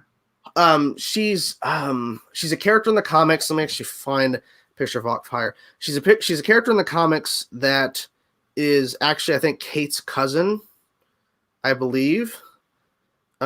Here's a photo right here. That's Hawkfire. Oh, you mean her? Okay. Yeah, well, there's two different names. It's like Hawkfire or Firehawk. Firehawk. It's one of the two, but basically the person's like, well, what if Ryan Wilder becomes Hawkfire and then we have Kate as Batwoman again? Like, no, it's going to be flipped if they do it. It's going to be Ryan's going to be Batwoman, and then you're going to see Kate as Hawkfire or Firehawk. One of the two. Probably goes to a different city. Might come back for like a crossover, a little special appearance. Because think, you cast Wallace Day, that's a big casting move, I think. So I have an idea. We kill off her dad, and she becomes the new director of the Crows. Ooh, because I love Douglas Scott, but I'm so bored with Jacob. I'm not even caught up on the show, but I agree with you. Like that'd be really cool, and she could still be Hawkfire. She could run the Crows and keep them off of her back, like Ryan's back in the Team Batwoman, because they were going after Batwoman for a time. But it had more stakes to it back in season 1 because that was his own daughter. Like it was more of a stake thing, but now it's Ryan. Was that his daughter? Because he could never shut up about it. I couldn't tell. I'm so let's answer this question though, because I'm like, yeah. I think he's going to become Green Lantern. Why would they have Diggle pop up in all of these shows? And the last thing you see of him in Arrow is opening up the box of green. Oh God, if he doesn't become Green Lantern, I will be so angry, and I feel like Green Spartan. no, don't joke about that, because if they're watching, they'll be like, oh good Lord, they'll be like, they're filming it right now. So if he's Green Lantern, then they already got it all set up. Because he was directing his Superman and Lois episode recently. But is he in it? Is he directing the episode that he's in, or is he directing he's directing and being in them as well? That's what they said, that he is popping up as Diggle. They're being kind of mysterious, and then Legends, they're not revealing the role he's playing. It's a mystery. Oh, I bet he's gonna play his own father in a flashback. They're gonna travel back in the past and be like, oh, it's old man Diggle. Old man Diggle. Da, da, da, da. But like he has like a total Logan, like like the wardrobe and everything. No, but I will be frustrated if we don't get Diggle as Green Lantern. Here's the thing: we're not asking for a Green Lantern show and see. We're already getting it on HBO Max. We're just saying, give us an episode or two. Just give us Diggle, because people have been demanding. He's like Jon Stewart of the Arrowverse. Just give him a ring. I canonically look at him as John Diggle. I look at him as Jon Stewart Diggle, because I think his stepfather is a part of the army. I mean, come on, it's. I mean, for the viewers, Roy Stewart is legit Jon Stewart's grandfather in the comics. They didn't just be like, okay, Ernie Hudson is everywhere these days. I don't understand why. He's great, but I don't understand why he's everywhere. But they didn't just pick up that money. Write that money. Yeah, but they didn't just pick that random Stewart name to be like, oh, we just couldn't come up with anything. No, Roy Stewart. Yeah, it's a legit character. So I hope he on Flash and Superman Lois, he gets to be Green Lantern, and I hope he teams up with Flash, Superman. Who does Diggle know on Batwoman? Oh, that's a good question. The only person he would have known was Kate. Well, not even really, because they haven't interact much. I'm trying to think. No, listen. If they were in the same room, this is the Arrowverse logic. If they were in the same room but they didn't talk to each other, they know each other. Because they run in the same circles. Yeah. I'm thinking there's a through line through the shows that he's directing and starring in, that the storyline is going to take him from Metropolis, Smallville, to National City, to Central, to Gotham, whatever it is, it's going to take him through it. Hopefully they can find a way to explain why he's in Gotham, because that's a good point. He would know Supergirl clearly. He knows Barry. He's been on the show before. It's not a, they always do that gag where he like throws up every single time for the most part when he gets ran by Barry. But Batwoman is the one. And Superman and Lois is kind of a stretch, but he's seen Superman a couple times. So I think. Yes, because he was he was on the Wave Rider with Superman. So that can explain him knowing Superman. Okay, this is the only thing. Here's the only way I could buy it. On Earth, when Earth Prime was created, when Oliver rewrote the continuity, maybe he just did it so that they always all knew each other. Maybe. Oliver would do that, though. Oliver would do that, I think. Well, Oliver still done random stuff. Like, why did he? Like, I wonder. I just want to. Like, I'm trying to picture it. He's the Spectre. He's about to die. I'm like, you know what I'm gonna do? I'm gonna take every fucking Harrison Wells and put him into one body. Yes, that's what he did. He's like, I'm trying to be like, Oliver, why? Or was he just like, I don't know what I'm doing? I'm like, oh, hey, I'm gonna put some sugar here. Oh, that's actually not sugar. That's actually like, strawberries, whatever. I think that's the way he like. Because again, I don't want to give Oliver the benefit of the doubt of like being smart, because I think he did some random shit. He's like, again, he brought back Tommy. He didn't do anything with Laurel. Of course, he brought back his mom. He brought back Tommy. He brought back his sister who died in season 7. Like, hi. I had a yawn there. It's been a long day. But you got a point. I mean, but they had to address it. Why didn't he bring back Laurel? Because that broke my heart. That broke my heart. He didn't need to. Whatever. You know what they could have done? You know what they could, I mean, listen, I will take any Laurel, but what they could have done is that they could have merged the two Laurels into one. Ooh. Get 2 Laurels for 1.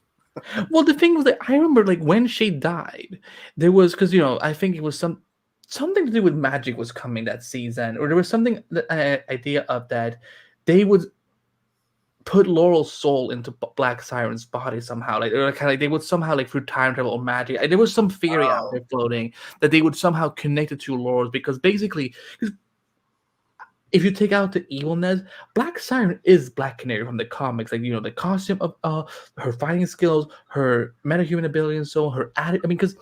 Yeah, I know she was evil, but Dinah has always been sassy, witty, whatever, and so on, which Laura was always more like put together and so on. So they could have just taken her, soul or whatever and just put it into Black Siren's body. I don't know what the theory was, because it was 5 years ago. But so basically, when Daigle's whole thing is it confirmed that the whole 5 episodes, like, it's supposed to be a connecting arc? I think it was mentioned when they announced it, but I mean, my thinking is there has to be a connective tissue, because you can't really explain Diggle just popping up on all these shows around the same time.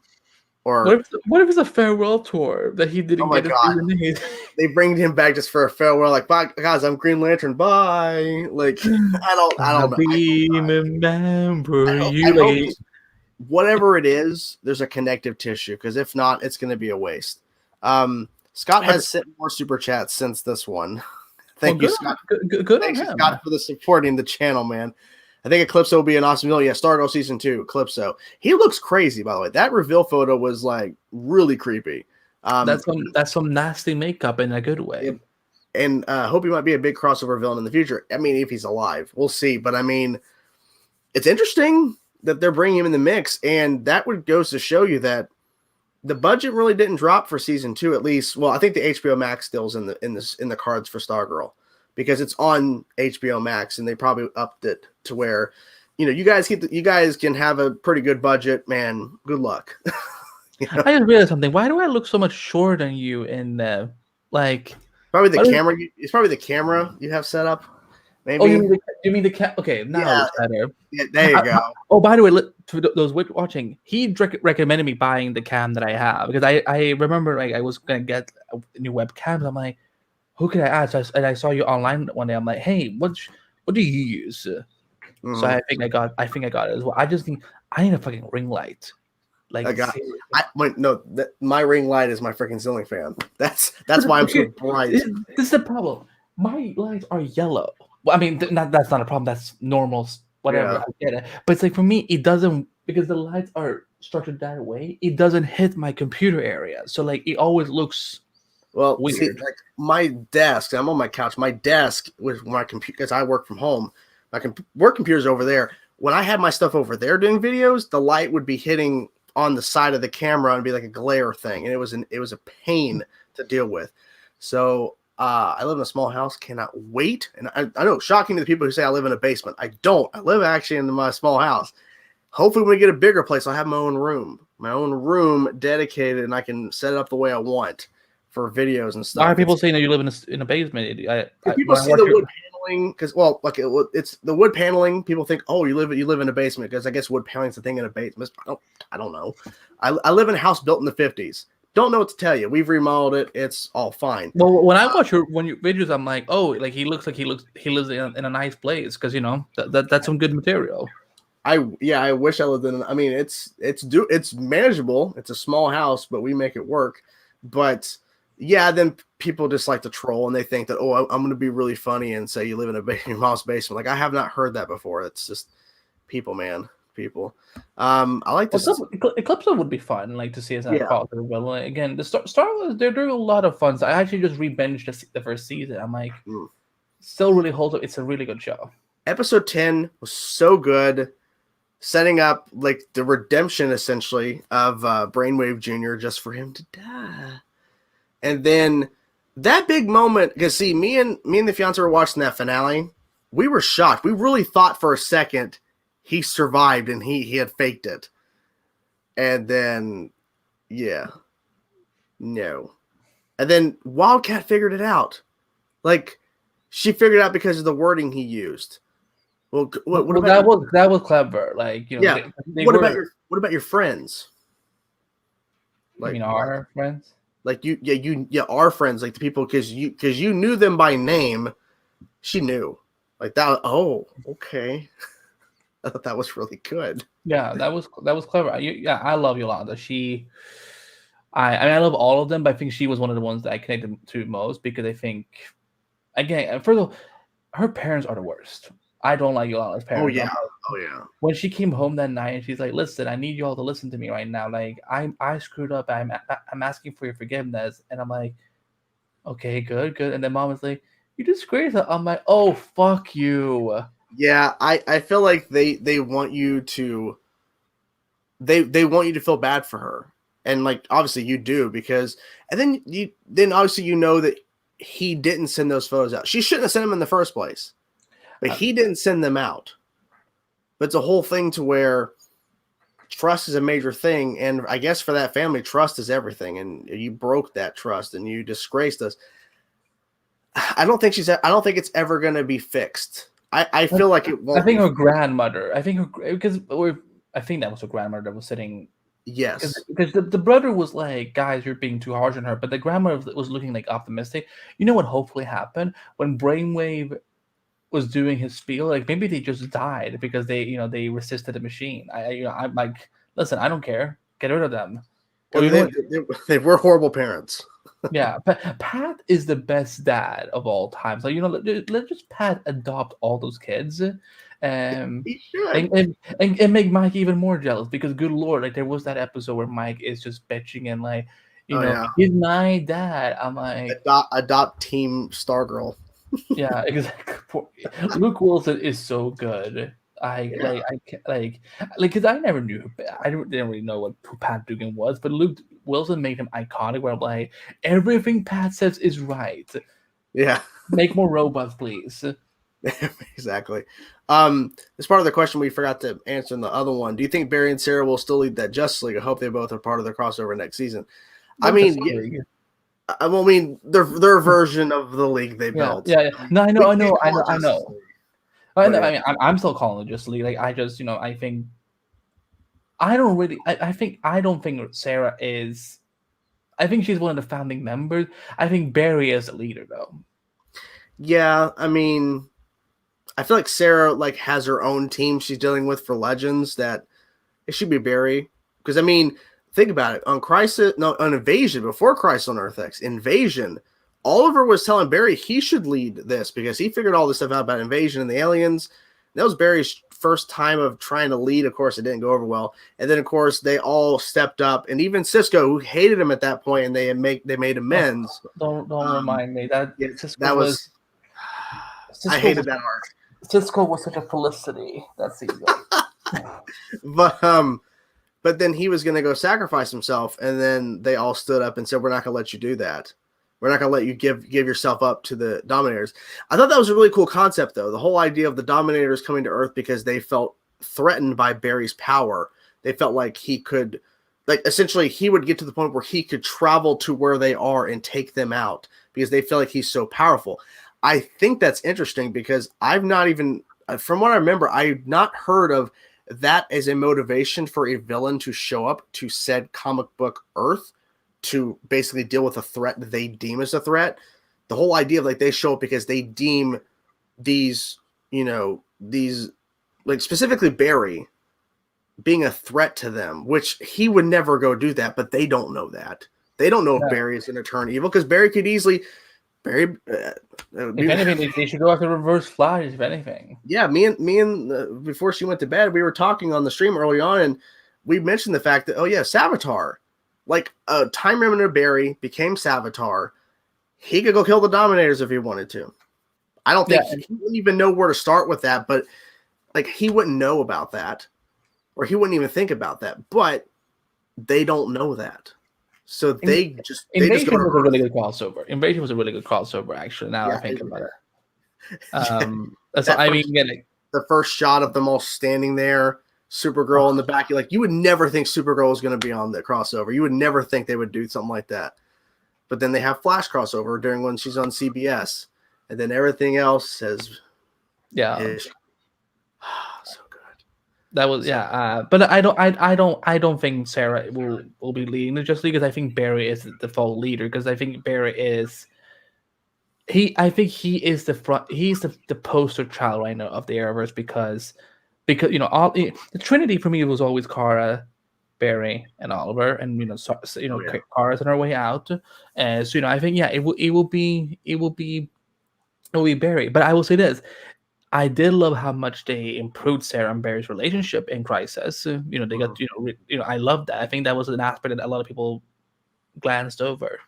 I think it's something that people were not even expecting because they haven't really touched on them talking because it's always been Barry, Oliver, Sarah. It was never Barry and Sarah. It was always they're connected to one person. That's how this all kind of works. But now Oliver being gone, I think Oliver could still technically come back. He's the Spectre. He technically could return. There's other. I think he died. And when he died, I think the Spectre went on to become someone else. If anything, I would love.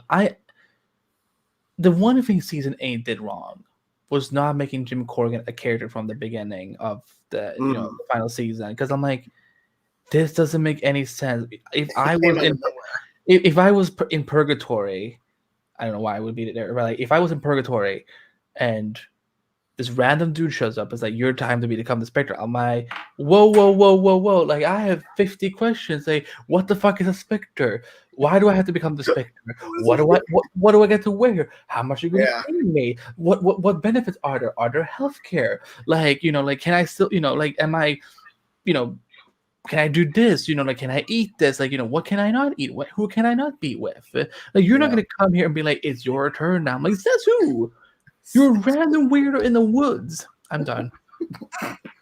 One final one from Daniel talking about show me Green Lantern. I think we both agree. We think he should.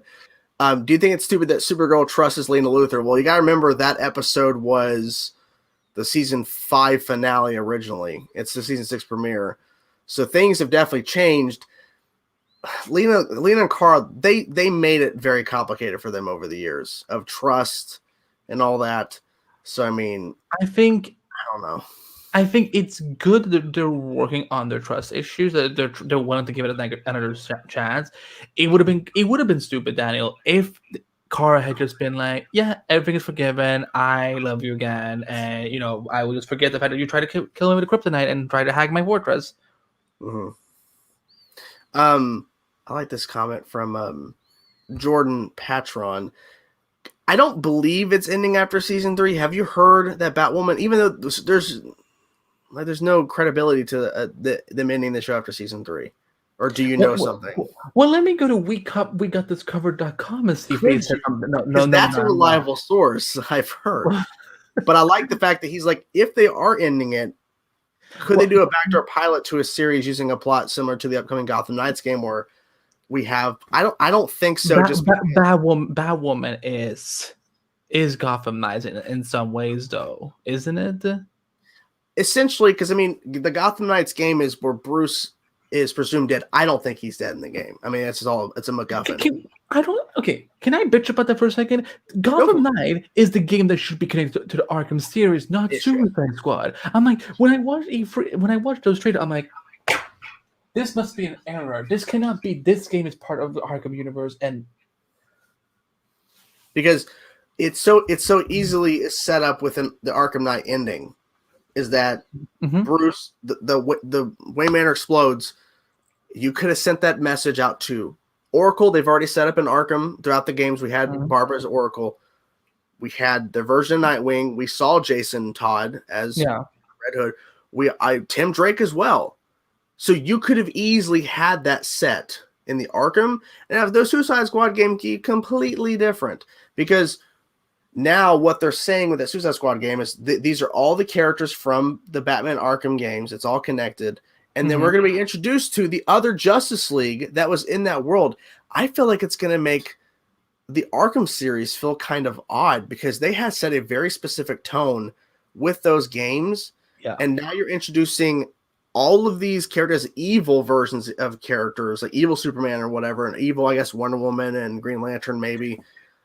Do you think they've been possessed, maybe? I don't know. I feel like it's going to be odd, because we're not going to have an evil Batman because he's dead. So it's going to be weird. Unless like they're like, oh, wait, you know what? He didn't actually die. He became evil instead. And it's like, no, you will not take my Arkham Knight ending and ruin it. Again, I feel that Warner Brothers games are punking us. We're like, yes, we did say that Suicide Squad is part of the Arkham game and that Gotham Knights aren't. But actually, motherfucker, when they come out, they are. Yeah. Like for me, because I said, I'm like, they are punking us. Like, this is not what's happening. I start texting everyone, like, guys, this is a joke, right? Like, they're not like this. No, they're not telling us this is happening. I'm like, no, Gotham Knight is not part of Arkham Knight. I'm like, what do you mean it's not part? They could have easily made that game Batman Gotham Knights, and it's literally you play as Batman, Batgirl, Nightwing, Red Hood, Robin. You just add Batman to the mix of playable characters, and you just play the game as those 5 characters throughout the story. And there you go. Your game is still intact. I don't think he's dead, because I feel like we knew there's Court of Owls in the mix, because we thought the next game coming was a continuation after Arkham Knight, and it turns out it's actually this game that's not connected. And there's Court of Owls. I think it's clear as day he's one of the Talons, or he is Talon. That's Bruce. We're going to find out he's not dead. That message was sent because the message assumed he was dead. But then, if it was part of Arkham Knight, of Arkham games, who is the creature who's attacking those people at the end of the game as, like, you know, Nightmare Nightmare Batman? I really wish they would answer that question, and I'm betting you they're not going to answer it in the Suicide Squad game. There wouldn't be a place to show it. You know, I don't know. Because it seemed like, I'm guessing that whatever became the new status quo in Gotham was that there is a new terror. There's a Nightmare Batman. When I say Nightmare Batman, I don't mean Nightmare Batman from Snyder Cut. Even though, like, hey, why not? It would be somebody using fear toxin. Well, what was it? I saw. I don't know who the YouTuber was, but someone made a video where they said that they became one with the toxin, so that it doesn't affect them. But like he does like a milder version of the fear toxin as Batman. I'm like, I could buy it, but then again, how would that then connect to Gotham Knight? Where, like, if you know, because I like your theory now that he is a Talon, or Bruce somehow became.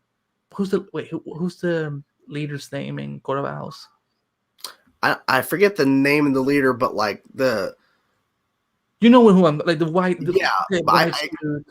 Yes, I do think though that Bruce is going to be revealed to be Talon, and of course we're not going to see his face. It's going to be in the Talon outfit. He's going to be fighting all 4 of them, and they're going to start realizing he's fighting exactly like Bruce. Like this is this Bruce, and then they finally reveal it's Bruce. He's not dead. He's been brainwashed, and he's Talon, and he's just relentlessly going after them, basically pushing them to the limits because they cannot fight Bruce. He's too good because he's Batman, but watch it be a MacGuffin. He's actually dead, and there's no big surprise, and it's something else. But I just feel like having a Gotham game with these characters, and you're saying that right away, Batman in the trailer. If you're seeing this, I'm dead. I don't believe you. I will give them props if they do stick to their guts though. Like, no, he is because it is ballsy. Because it's a Batman game without Batman. You know, essentially, it's a Gotham game with all these other Bat family characters without the main guy.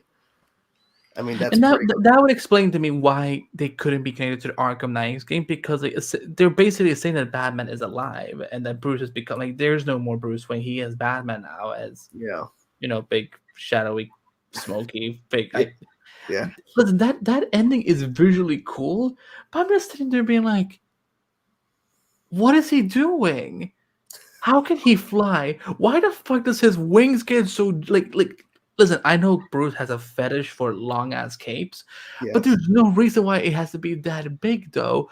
And why is I don't know. There was one guy in Arkham Knight's production. There was one guy dedicated to working on the cape in that game. That's how dedicated they were. No, he designed the cape in the game because that's the cape he has in real life. It's like he comes home, he's like, I'm Batman. Now let me draw some shit. And this person has a good point too about Oracle's in a wheelchair, so she wouldn't be Batgirl. Well, they have done in the comics where they find a way to repair her spine, so she becomes Batgirl. But if they were to do Gotham Knights as a continuation of the Arkham games, then I mean, I wouldn't be opposed with it being Oracle behind the scenes and we get Stephanie Brown or Cassandra Cain. I wouldn't be opposed to it. It would be interesting. But if you're going to give me a Gotham Knights game and you're giving me the chance to play as Barbara Batgirl, yes, I will take that any day of the week. Come on. Yeah. I don't know how much you could do as playing Oracle ooh, watch me hack this. Press XYB, whatever. But I mean, the Arkham Knight DLC for Batgirl, that was awesome. It was short, but I really loved it. Got more super chats. Thank you, Scott, so much, man. I think there'll be a crossover next season. I think they're going to get their stuff together for sure. And I think Stargirl will be in the mix. And for Melissa returning as Supergirl for special appearances, it depends on how the show ends. I have said, I don't know. Maybe you've heard. I don't know.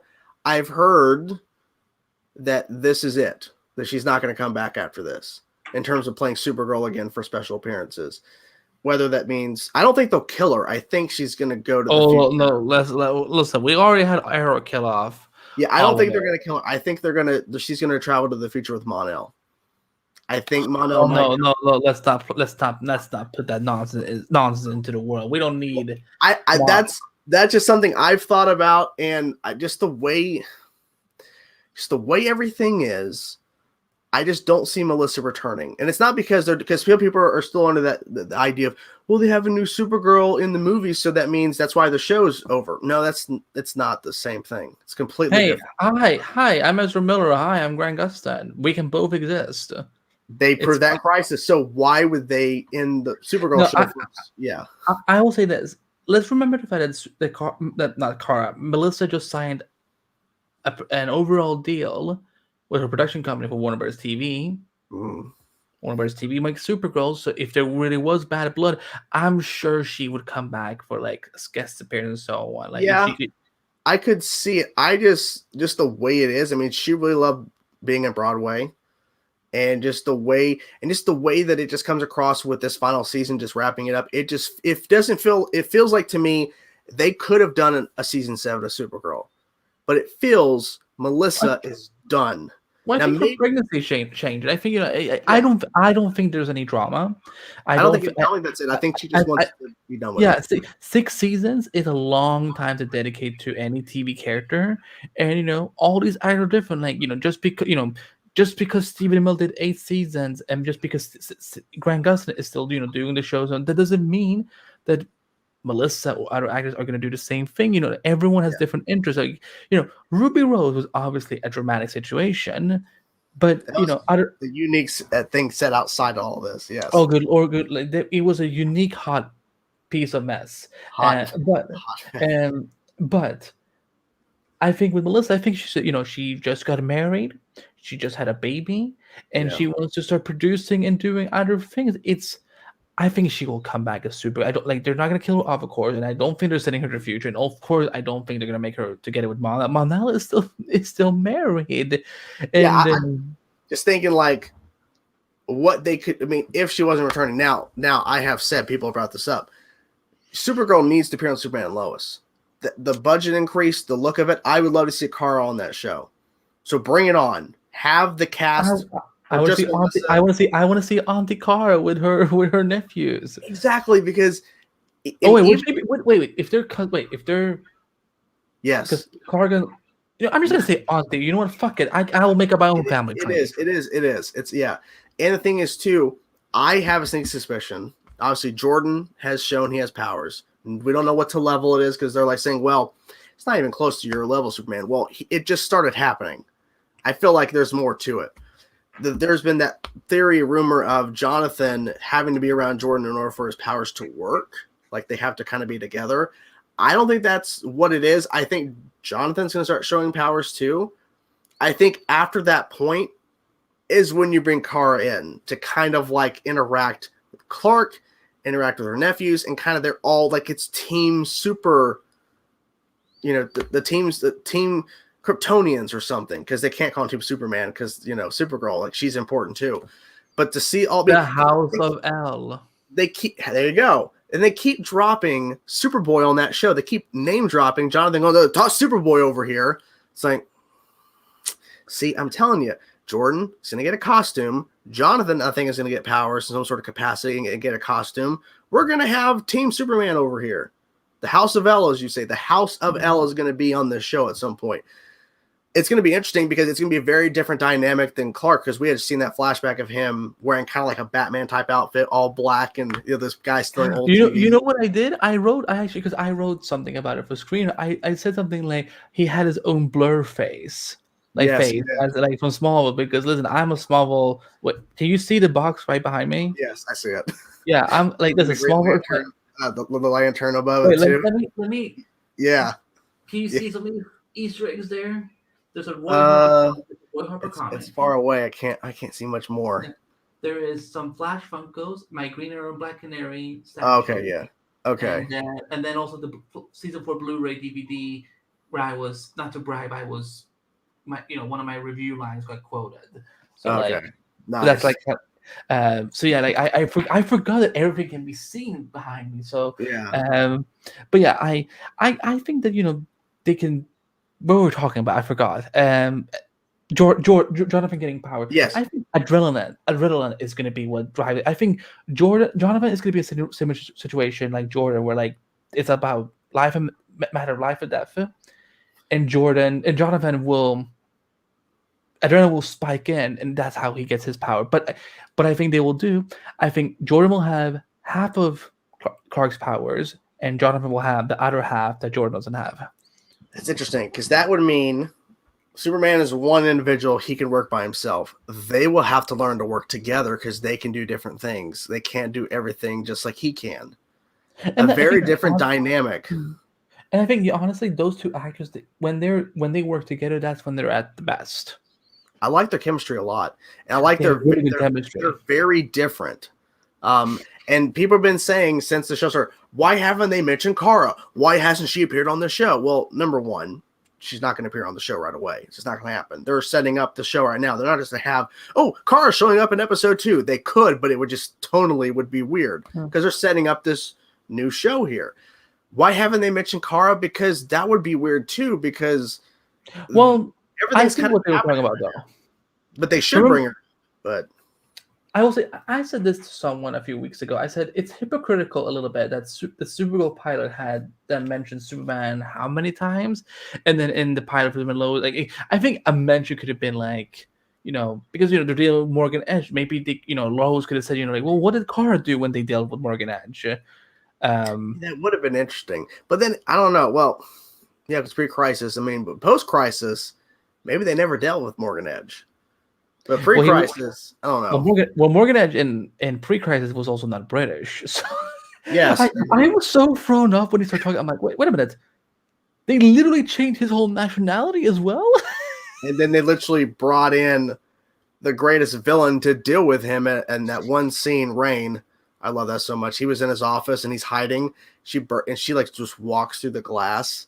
I'm like, oh, Morgan Edge is gonna die right here. Rain's gonna kill him, and then that, of course, I thought just where they recast the role, but it makes sense. It's post-crisis, different timeline. And maybe Adrian Pastor didn't last time for the series regular.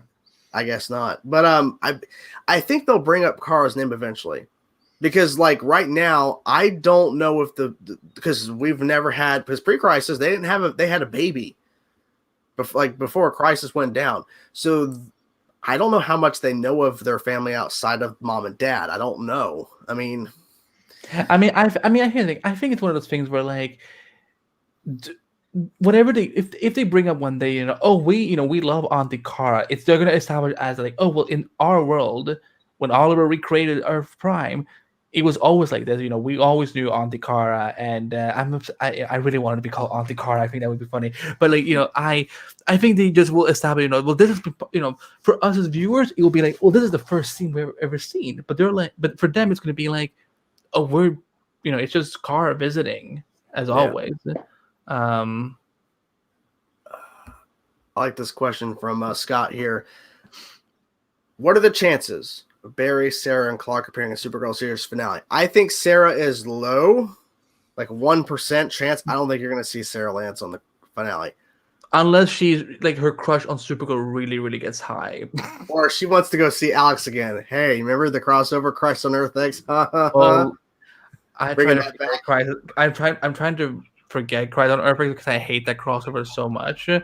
I don't know. Here's the thing. Uh-oh. Not to get too political on the show. At the time when that crossover was airing, mm-hmm. Things weren't. I mean, things are still not easy, but we were. I mean, the climate was not. Okay, I understand what you're saying. Yeah. And I think I think for me, it's like we get one of these crossovers per year, and they cover that. Yeah, and we had to get Nazis, and then don't even get me started on Olicity crashing West Island's wedding. Okay. That's completely different for me. Like, yeah. I loved the crossover, not because, of course, of the Nazi stuff. I think that, of course, but that was the biggest evil that they could bring forth from another Earth X. I love it because I just love the story they told with these evil versions, and they had Melissa and they had Steven. I really wish they would have gotten Grant to play an evil Flash, but they just, of course, just had Tom Cavanaugh playing Reverse Flash again. So well, it was right after the season when Stavner happened, so maybe they were like, we don't want to repeat it. Yeah. But it would just be it would have been cool. It would have been cool to see, because like Grant even shared a photo like when he was wearing a test suit for season 5, the season 5 suit, and it was all black. It didn't have the red on it yet. It looked awesome. It looked so cool, and I'm thinking, can you imagine if they would have done that? Like, I think he had the season 4 suit at the time, so they would have had this. That I really like the season 4 suit, but they could have had that. They could have had that as a black suit or like a silver and black or whatever, and he's evil. Like, it would have been cool. Yes, it's like a redone of Savitar, but it wouldn't have mattered to me because it would have been freaking awesome. But I love it because there was so much like great like action and them working together. Like that church fight scene is phenomenal. I go back to that. Action is great. I can. If I don't want to like get too deep into the crossover, I just watch the action scenes. Yeah. But I pretty much hate almost all of the rest of it. I hated Martin Stein. One of their few Jewish characters got killed by a Nazi. I couldn't believe that whoever directed their Jax and Martin's final scene didn't go walk up to the actor who plays Jax and be like, Jax, you're not really crying, you're just squeezing your eyes. I gotta go back and watch that now because I didn't notice that. That crying, it was. I'm not saying it's an easy job to just cry on demand, but like all he did, it was just like, no, Martin, don't do this. It's so bad. But and then the Olicity thing, I'm like, I was just like, just kill Oliver and Felicity in the next crossover, and then 3 seasons later, Oliver and Felicity did actually die, and they went to the afterlife. Man, have I told you that I'm kind of petty sometimes? Because I can be. No, don't worry. Because trust me, we get into rants here sometimes too about stuff. Like I'll rant about Olicity stuff or Felicity in general because I'm like to me, if Felicity was in the show as a guest and then she was done and we would just continue the show as is, we could have had a fantastic Green Arrow show with Black Canary. We could have had a fantastic show that didn't involve around all this romance. Because for me, romance has its place in these shows. I get it. But at a certain point, I tune out. Too much. I tune out. Like, okay. Also, I'm going to say it. I like Ray and Felicity. I'm a Felicity shipper. I mean, I think they were fine. Did you watch the season 6 premiere of Supergirl, which was the season 5 finale? Did you see the episode? I did see it. So, like, I recorded my reaction today. I finally watched it. I literally was just bored out of my mind because the episode is rushing so much happening at once. Oh my God, holy crap. And I'm like, oh, okay, that Leviathan woman, she's dead in like 2 minutes. Okay, whatever, moving on, and all this kind of stuff. And like we come to a complete stop because we have several conversations about relationships. And I get bored out of my mind. I'm like, I get it. It's a part of the story and these characters and what Brainy did to Dreamer. I get it. But I'm bored. You just literally just doing so much stuff so quickly. And all of a sudden now we're slowing down to a halt because we need to talk about our feelings. Can we have this wait a little bit? I wish that conversation had happened next week. So we can get a longer conversation when they're not in the midst of, or it happens in the episode before it, which would have been the season 5 finale. You know what I'm saying? Like it doesn't need to happen within all this big stuff. We're trying to wrap the story up. We can have this wait. You know? Yeah. That's just me. I didn't care too much about the premiere, but again because I didn't remember much from season 5, so it was kind of hard to keep up with because I'm like, oh, this woman, she's dead. Okay, it doesn't matter. Okay, that was really stupid. Okay, they just dies in 2 seconds, and right, Lex One's powers. Although I will say that John Cryer was the best thing in that whole episode. He was hamming it up like crazy, and that's what made it work-ish. But what really felt so rushed is so we kill off the Leviathan woman, and then Supergirl logo. I'm like, okay, that's your opening. We just kill off the Leviathan woman. No problem. We have literally it cuts to Lex and his mother, and he's in the machine. That face he made. And then he just stumbles out and slams a pole and then picks up a rock with his hand and then crushes it in the air. Okay, he's got powers now. Like, it felt so rushed. Like, there was no build up to him in the machine. It was just like, I'm getting powers. And he's got powers. And then that whole sequence where they all fly up and he has that green orb around him in this Fortress of Solitude and they're all fighting him. That was the most craziest thing I've ever seen on the show. I'm like, what in the fuck is happening right now? And then, but literally earlier we see him as the Anti-Monitor, destroying the Earth from a dreamer's like vision. Like, what the hell is happening here? Yeah,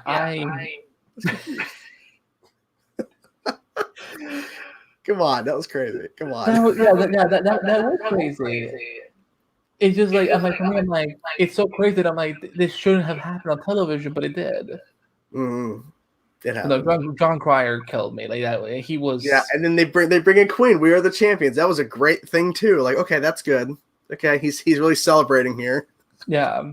Even though that fortress looks nothing like the fortress of Superman and Lois, where I'm always like, one of these shows are not happy with one's design, and they're just like, fuck it, we're just because if they just say, oh, Kara is in the southwest part of the fort. I'm like, bitch, please. And on Superman Lowe's, they don't even have a door anymore. They just have an open hole for just them to go into.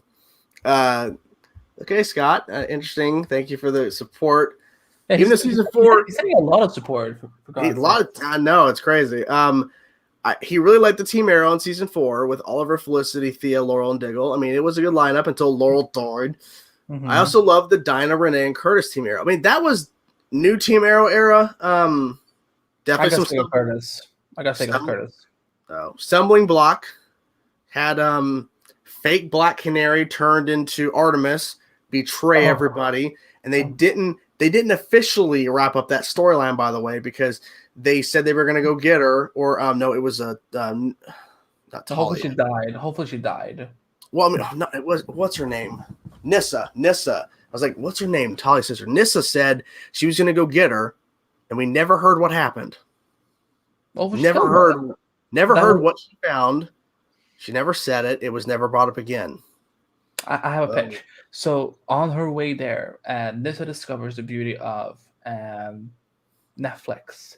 And in their universe, Young Justice is on Netflix. And she watches that and sees the real Artem. And she's like, is this who this bitch is supposed to be? I'm killing her. I can't wait for Young Justice season 4. Oh, God. The show's so good. Is it coming this year, though?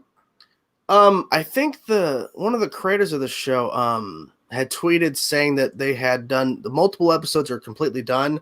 Some are still in the animation process, and some are still in pre. So I don't know if it's. I mean, they could maybe start releasing it this year, and maybe because does HBO Max do week to week for their shows? Do we know? Because they've not released a lot of shows. Okay, so they could do that. They could do week to week with Young Justice, maybe like 2 episodes per week, like if they're kind of short. Oh, you know what you could do? They're doing what, 26 episodes or something. Do the first half this fall, and then the second half next summer, or in spring. Kind of give it a break. Right. Well, depending on how long it takes to complete everything, that's So I'm just I would say they should wait till they're pretty much almost done before they start releasing episodes, because they haven't done any marketing yet. We know what's being made. Same thing with Titan season 3. We know that it's being made. Just haven't official marketing yet, which makes sense because I feel like with HBO Max they don't want to promote anything until it's almost ready to release. Because right now they had the biggest thing ever for the Zack Snyder's Justice League. That's out there. Godzilla vs. Kong, of course, is on the service. I watched it on the service. Good stuff there.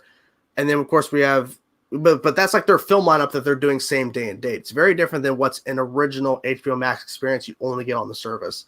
So I feel like they don't want to rush and put out a trailer, because they could put out a trailer right now for Young Justice or Titans, but they're like, we don't know what's going to come out, so why do it? I like the marketing team for Titans. I think they're a lot more social, and like they engage more with fans. And also, I think the way they're doing casting announcements and costumes, I think it's been great for this season, at least. They're actually giving us freaking costumes. That's the main thing. They're actually giving us costumes. Yeah, I can't wait to see Tim Drake's. Good. I love this comment. Big Bang Theory Shelter brought up the anti-life. They just brought the anti-life equation, just out of nowhere. The anti-life equation. I don't remember that being brought up before. I know where it was brought up in Zack Snyder's Justice League, which is now available streaming on HBO Max. On HBO Max, which, by the way, where are the official numbers for that? What's going on with that? Yeah, we got all the numbers for Godzilla vs. Kong, but it's suspicious if we didn't get it for the Snyder cut. Exactly. Mm-hmm. We're never getting a world's finest crossover with Supergirl and Batwoman. That's true. Especially now that Batwoman is now being played by her grandma. Basically. Just for people who don't get it. So on Krypton, Wallace Day plays Jor-El's mother. Yeah. Which means that when Zor-El is born, that would be weird though, right? That would be. It's like, hey Kate, you got a different face. You look kind of like my grandmother. Yeah, like it would be kind of funny if in that world that you know she pulls up a hologram of her character from Krypton. Yeah. This looks like you. And Kate is like, listen, like my face was like burnt off, and I had to look for like good faces. And I just thought that, hey, Kara's grandmother was hot. So like, But they do need to kind of somehow like wrap up like their arc, at least because like Kara went gaga for Kate. Exactly. They gotta do something. Are the gold boots ever gonna come to Flash? Is it gonna be the last season they do the gold boots? Or are they never gonna do it? It's a good question. I think they will do it. I mean, it's I would hope. I will say since Eric Wallace came in to the Flash, and I'm not just saying this because of my relationship with him. Like Eric Wallace loves the show. He cares about the characters. He cares about the comics. So listen, if they want gold boots, they will find a way to make gold boots. You've interviewed him, right? Have you interviewed him? I've interviewed him. I met him several times. So we're awesome. He's a buddy. He's great, and I'm basically because I told him that I was close to dropping the Flash in the middle of season 5 because I was just so cicada, what the fuck? Nobody cares. Gracie. I was so. Oh no, Gracie. No, dude. No, that is a thing we've been doing for years. Gracie, we have to do this. There was at one point where he's talking to her, and I go back to it every single time. I laugh so hard in the reaction when it first happened. He looks because we had her uncle and then we had Cicada staying next to each other in her little vision thing when she's younger. Mm-hmm. Gracie, we have to do this. They all deserve to duh. And he like the way he says it and the way duh. It was so stupid. But I can't get enough of it because it is that dumb because it aired on TV. It's a real thing. Yeah. I legit like there's a video of me where I said like I was going to quit the podcast, quit the show, and then they announced that Eric Wall was taking over, and I since I got to know him by then, I'm like, listen, okay, if he's taking over, I'm in. And look what I know that some people don't like it. That's okay. Everyone's entitled to their opinion. We can be nice about it though. But I'm loving the Flash again, like I used to do, like in season 1 and 2 and 3 and so on. So who is the better Black Mask, the Arrowverse or the DCU? Well, DCU. I haven't seen Birds of Prey all the way through, and I'm not caught up on Batwoman, so I can't really answer. But what I've seen of the DCU, I don't know. I hear that the Black Mask on Batwoman is good. I don't know. They're both character-wise, they're both good. I think the mask just looks. Yeah, I remember seeing a picture of the mask on Batwoman. His ears sticking out looks weird to me. It just looks weird. I screamed when I saw it. I'm like, why is his ears open? Why can't I see his ears? This is not supposed why can't it be a full helmet like Red Hood? Just a full helmet. You know what I'm saying? Mm-hmm. I don't know, but I mean, I'm hoping to catch up. But I mean, from what I heard, he's good. I just remember seeing that photo. I'm like, why am I seeing? You will definitely need to catch up if there.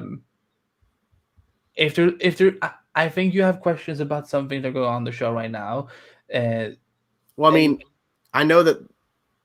I don't think Wallace is Wallace shooting right now. I think she's shooting for Batwoman. I think. I have no idea, but I will say that if you have questions about Kate, then you need to start catching up. I have heard that they revealed Kate's alive, but the characters don't know. They don't know. But we know, but like her face is covered or something, and like they're not showing her face. And apparently that wasn't even Wallace shooting. I don't think that was Wallace shooting, but you find out where she is. Okay. So that's why how many episodes are you behind? What was my last Batwoman reaction? I don't even know. I guess I'll find out now. Let me see. My last Batwoman reaction. Where's my playlist at? Episode 4. I'm that far behind. That was my last episode. What episode are we on now? Fair Skin, Blue Eyes was the last one I watched, and I reacted to that one. Okay, Fair now Skin, we're at, and now that we're was at. That was the flashback episode where she was captured by that candy lady or whatever, and oh god, that episode is so unpleasant. It was weird. Oh man, you're 5 episodes behind. Oh, you know what? Catch up this weekend because it comes back on April 11th. Yeah, it's off. I'm thinking what I might do is I might review and not react to the episodes. Like I might review some of them, or maybe just the ones I find really intriguing to talk about, because it's a lot of work to do these reactions. They take forever to. Yeah, I understand. It's a pain. That's why I'm like, I just wish I could get episodes early, so it just kind of helped me a little, because like watching live is a pain, especially for Flash. But it is what it is, you know. It's hard to get access to stuff like that, and but I need to catch up because I really want to see what they're gonna do with Kate, because like they're talking about it's gonna be a really interesting journey.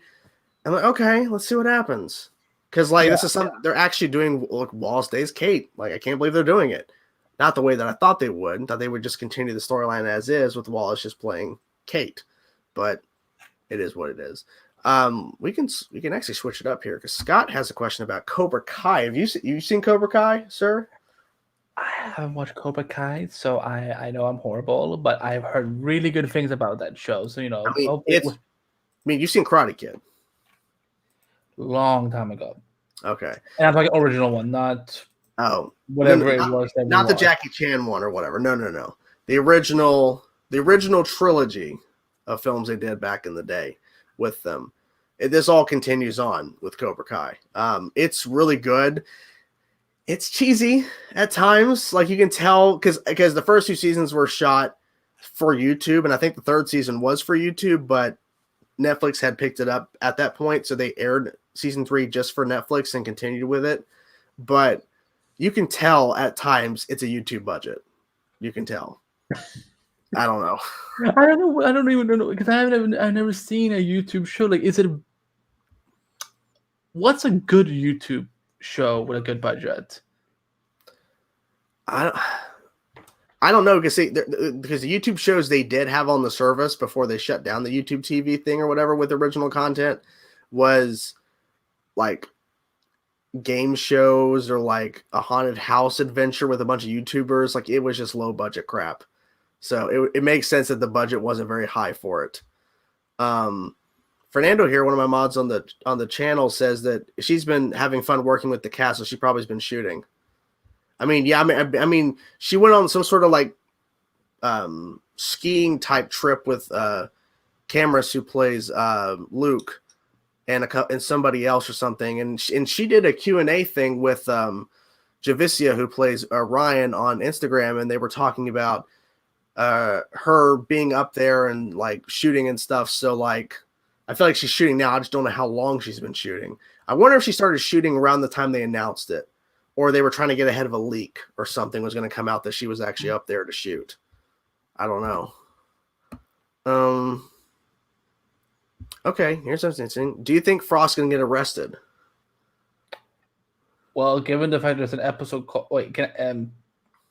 there's an episode title that kind of says it all that's coming up. Frost gets arrested.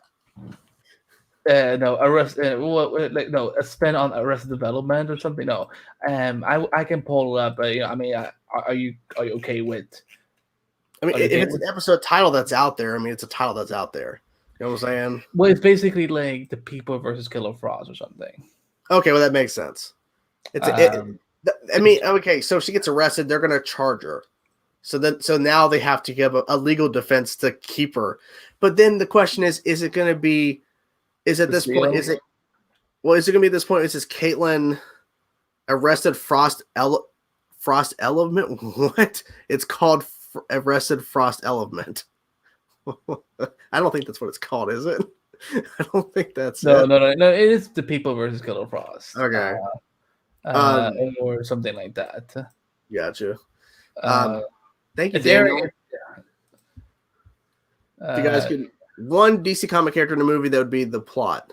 What would the plot be? If you guys could become one DC comic book character, become one, what would the plot be? I'm Green Arrow. Clearly, got the beard for it. I can rock Green Arrow. The plot would be to destroy the bad decisions on Arrow to make it a better show. I would destroy them with my bow and arrow. Jesus Christ. That's what I would do. That's what I would do, Daniel. Thank you. Who would I?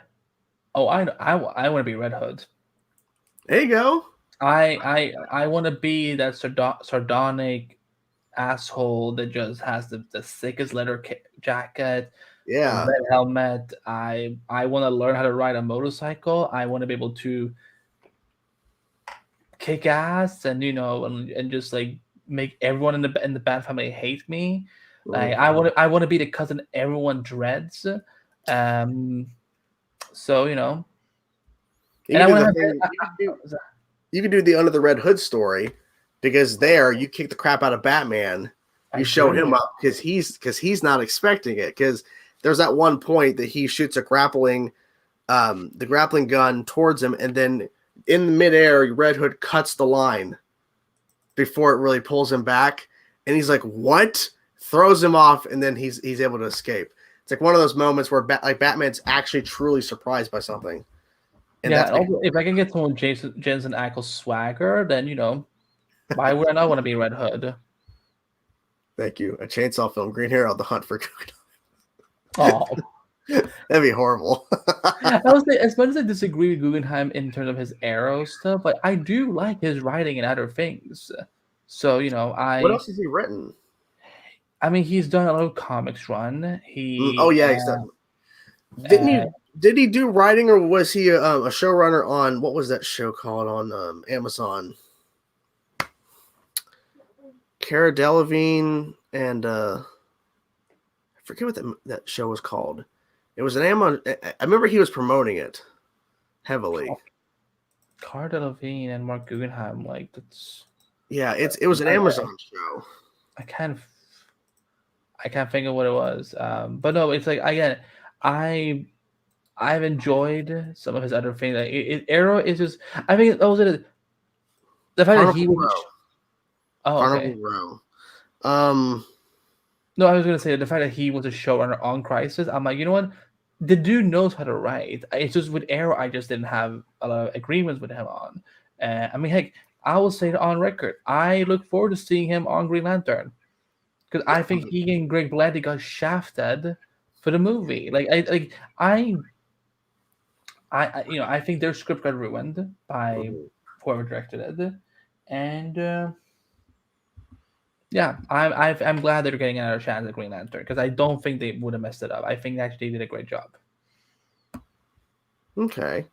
I'm excited to see what he does with Green Lantern. Do you think Bart Allen is setting up a next crossover? Maybe like Nora was doing a Crisis on Infinite Earths. I mean, they said that he's popping him in episode 150 because of the biggest threat the Flash has ever faced.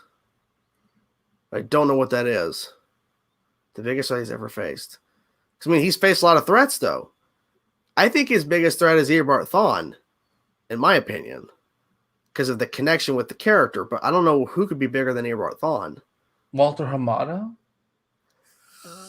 Can you imagine if Walter Hamada showed up as a speedster on the Flash, and Bart's like, "Barry, you got to get out of here. He's going to cancel the show. Barry, you have to travel to another timeline. He's going to get you." And he travels to Earth 2, our actual Earth 2, and he's on another Earth, and he's appearing there because Walter Hamada isn't running Warner Brothers DC content. That was sorry. That was a fantastic answer. I am happy you liked it. Again, I don't agree with some of the decisions. I don't either. I think these past 2 weeks has been weird after the Snyder Cut came out. Fuck me, I want a new God so badly. It would have been great. Godspeed. Maybe Laura. Maybe Godspeed. Walter Hamada is the biggest DC villain. Bigger than Darkseid. Bigger than Apocalypse. Yep. Bigger than the Anti-Monitor. Which, okay. We have had the Anti-Monitor in the Arrowverse, but we can't get an Anti-Monitor in the DC film somehow. Like the concept of it, we'll never get to it. They'll never get to it. I mean, the Anti-Monitor has come back in the comic before. Maybe they will do something like that in the films at some point. Maybe, but I just feel like it wouldn't be. The reward wouldn't be there because they've had too much stuff interfering, and they're doing different timelines, and who knows? Well, I don't think they're ever going to do Crisis, because Warner Brothers got what they needed from Crisis, where they established that everything past, present, and future DC TV and DC movies are all in the multiverse. Everything, yeah. the Arrowverse deserves more prop than it gets. That it established Warner Bros. live action multiverse concept. So they did so much with it. I mean, they literally, and they begged them to get Ezra Miller in there. Yeah, they were done filming, and then Warner Bros. Pictures comes and asks Mark Green and Greg Berlanti, "Can we put Ezra in there?"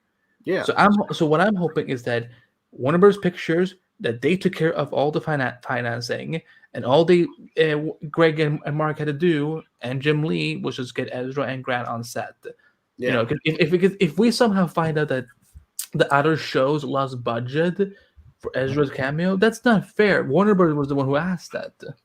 And I'm wondering too, like Crisis could have been a way bigger event if they would have given them more of a budget to work with. But the budget they were given, they used a lot of that for the cameos. Like I just feel. I mean, a lot of them were worth it. I mean, listen, Tom, I've rewatched those 5 minutes of Smallville over and over again, to the point where I could quote them. And also the Ezra cameo. I was FaceTiming with someone a few days ago, and I was talking about the cameo, and I was literally quoting it. And she looks at me and goes, You've rewatched this scene over and over again, haven't you? I'm like, yes. Maybe.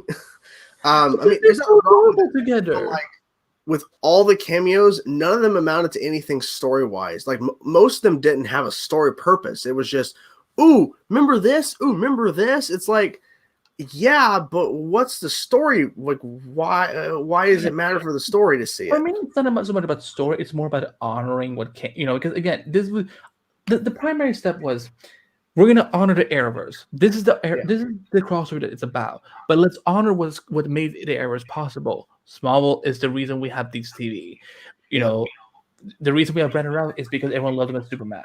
And all these things, they're honoring the past and the present and the future. That's why we see, all those cameos at the end with Stargirl and the Green Lantern TV show and all that. So, I get the reason they used the budget for a lot of cameos and so on, because it had to be in there. But at the end of the day, the story was still about these main characters. Again, I'm still trying to buy the idea of Lex Luthor as a paragon of truth, but he just rewrote it in the book. But I get that, because it really was honoring a lot of stuff that made everything possible, and I understand for that reason. My only thing is that they should have gave them more of a budget to help with story and pay for the cameos, because not because it needed it, but let's be honest, the action scenes were really lacking in the crossover, when this is the biggest event and there was barely any action throughout the whole thing. It's mostly character and just talking moments. There wasn't a lot of big moments that really made you go, holy crap. Like we were mentioning earlier about Crisis on Earth X, that crossover had so much action, and now we're dealing with the biggest threat ever in the multiverse, and we only fight the guy once, realistically. At the very end, there's nothing else. I mean, it just felt kind of like they really just didn't have the budget to really make it seem as big as it could be. Because I bet if they would have given them more of a budget, we could have definitely had a lot more insane stuff happening, but they probably couldn't do it because of budget. So they had to work it. I don't know.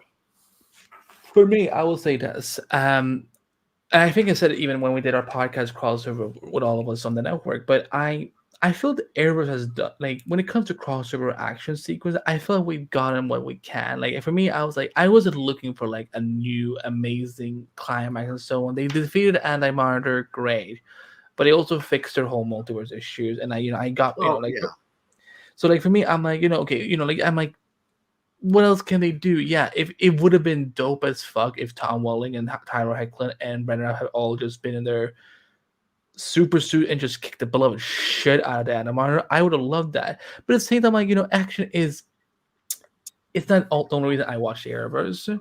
So it's not, but I just feel like it was just, to me, it was lacking a little bit. Yeah, I will say some action scenes were better than others in the crossover, but at least they I will say this: the one sequence we could have gotten rid of was the Bebo stuff. That's where I'm like, oh, we lost money for Bebo, really, in Crisis. I don't know. I don't understand. Why did they have that in the show? It's because like every time, like the Legends hour of every crossover is when it either goes decently right or horribly wrong.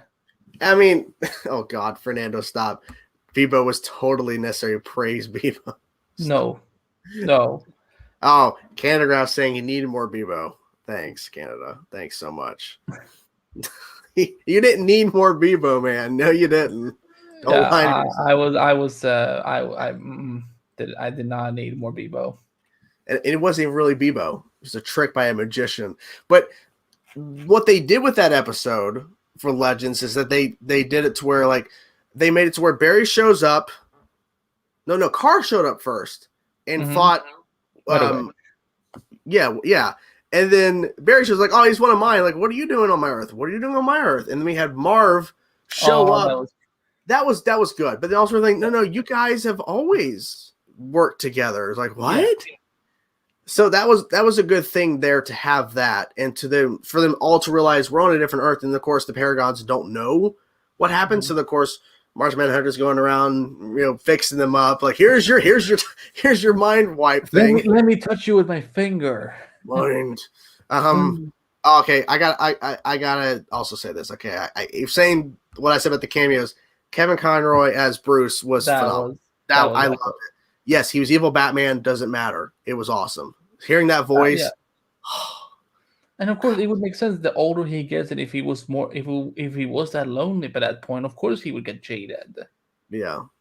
But Tom Wallen's cameo was coolest, so I'm just saying. Yeah, let's do a larger Bebo to fight anti-Bebo. Yes, let's do it. No, Graf, we're not doing that. Don't Canada. Listen, don't put ideas.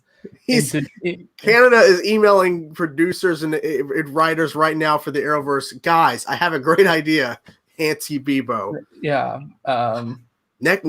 After we saw Lex Luthor as Anti-Monitor, we're going to see Bebo on Legends as the Anti-Monitor. I'm telling you. And then they will have budget for no episodes that season because, no budget. They will be no way right. They're all just going to be sitting on the wave wire going, so what's up? No, you know what they're going to do? They're going to do everyone's going to become romance writers. I'm going to get angry about this.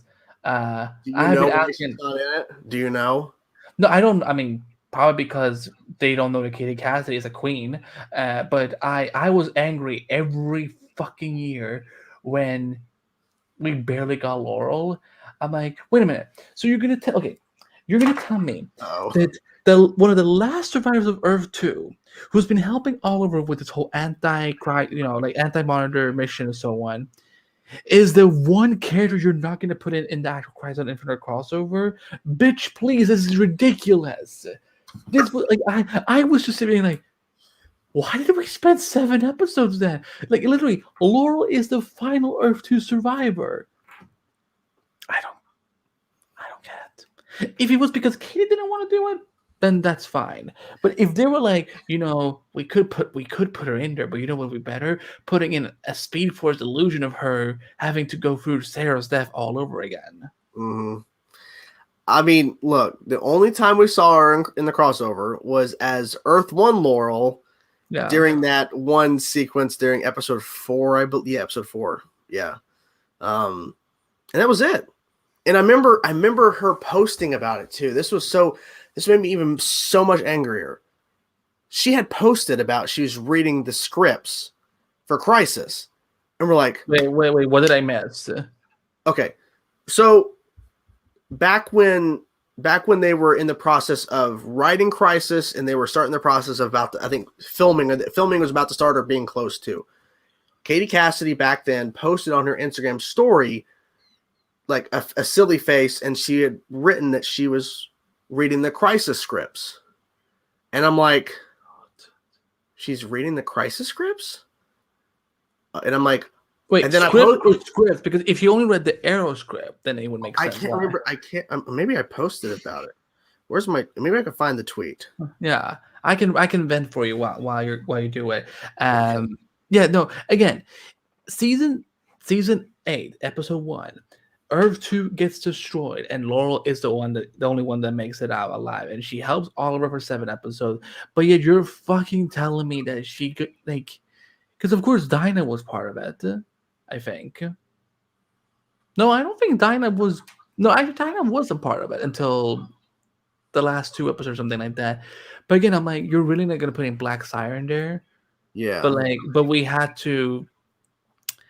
We had to have all this Lila nonsense. Girl, I was kind of hoping Lila was. Let's see.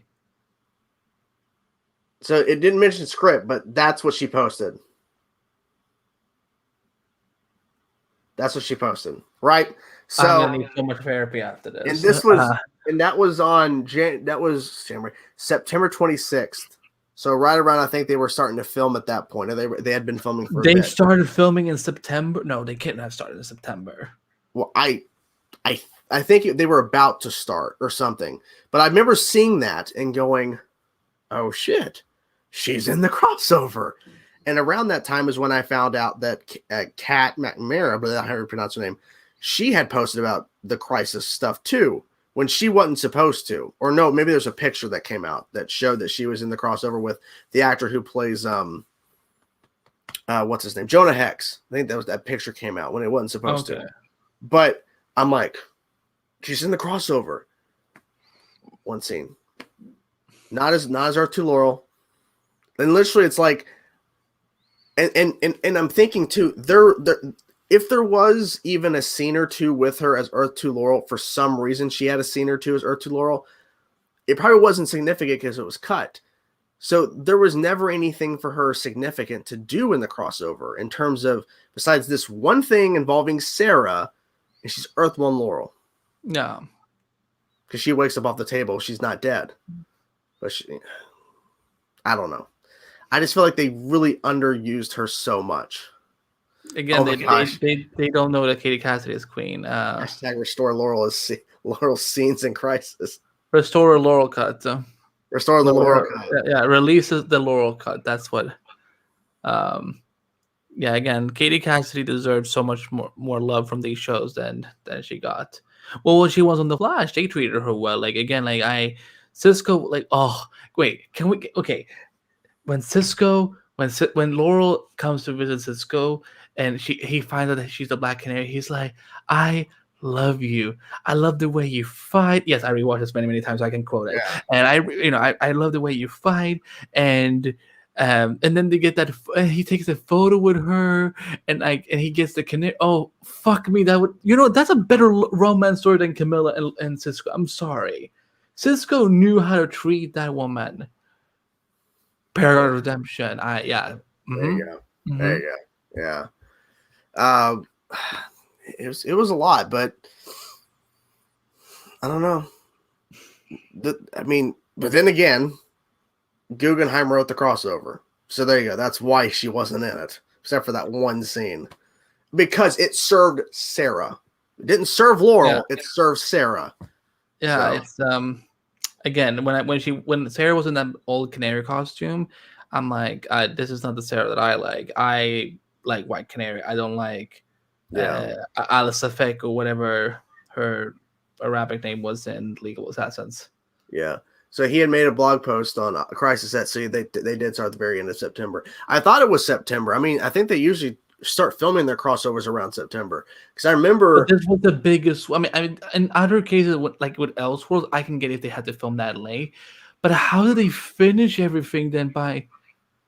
Well, I mean, if they had all of the sets running at the same time, the thing is, with each crossover, they have scheduling was set up with crew and specifically cast, so they already know where people are going to be out on what day. Like, they already know ahead of time how they're going to do it in a certain amount of time. I remember when they announced Invasion, they had announced Invasion in early September, and they were going to start shooting Invasion later that month. I remember that. And I think since then, they've been announcing crossovers earlier than that, just because they're trying to get ahead of leaks. Because stuff will just come out. I don't know. Let's see. Katie Cassidy pitched the Birds of Prey Arrowverse series, but they didn't happen because of the movie, which ended up bombing.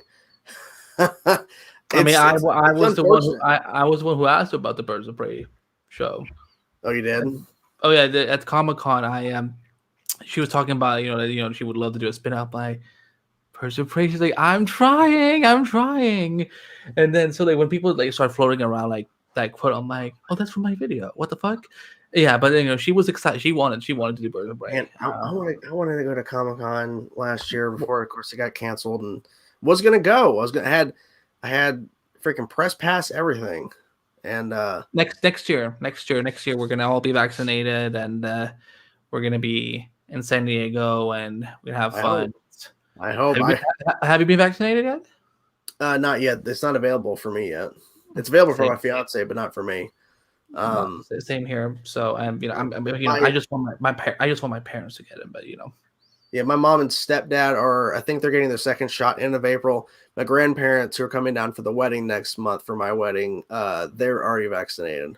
Okay, good. They got rushed right in. Like, well, thank God the system is working right for some people. That's good. Yeah, especially it's just one of those like, well, how old do you have to be? Like, well, my dad is 63 and he has a born heart condition. But yeah, like right now in my area, it's my age range is eligible, but it's only for terminally ill people in my age range right now. It's weird because like, I don't know, because like some places they're like, oh, well, you can do it right now if you're this age, but in other places they're not ready yet. I don't know. It's confusing. I'm just so sick of this. I'm just so sick of all this. It's been a lot. But like we had a lot of plans. Like we were going to meet up last year. We were going to try to hang out, and it would have been definitely interesting because like we were going to try to do some press interviews and stuff. And like I would have been nervous as hell because the only interview I've ever done was with Osric Chow for the channel after Crisis. And that was through a Skype thing. And the quality was bad because his internet was cutting in and out a lot. I'm like, oh God. Yeah, StreamYard is a lot better. Like it's like, well, yeah. Back then I didn't know Cassette. I don't think StreamYard everyone became aware of StreamYard because of the pandemic. Yeah, I think back then StreamYard, I don't think you could do a private live event that I could take and record later. I don't think, and I wasn't paying for it at the time.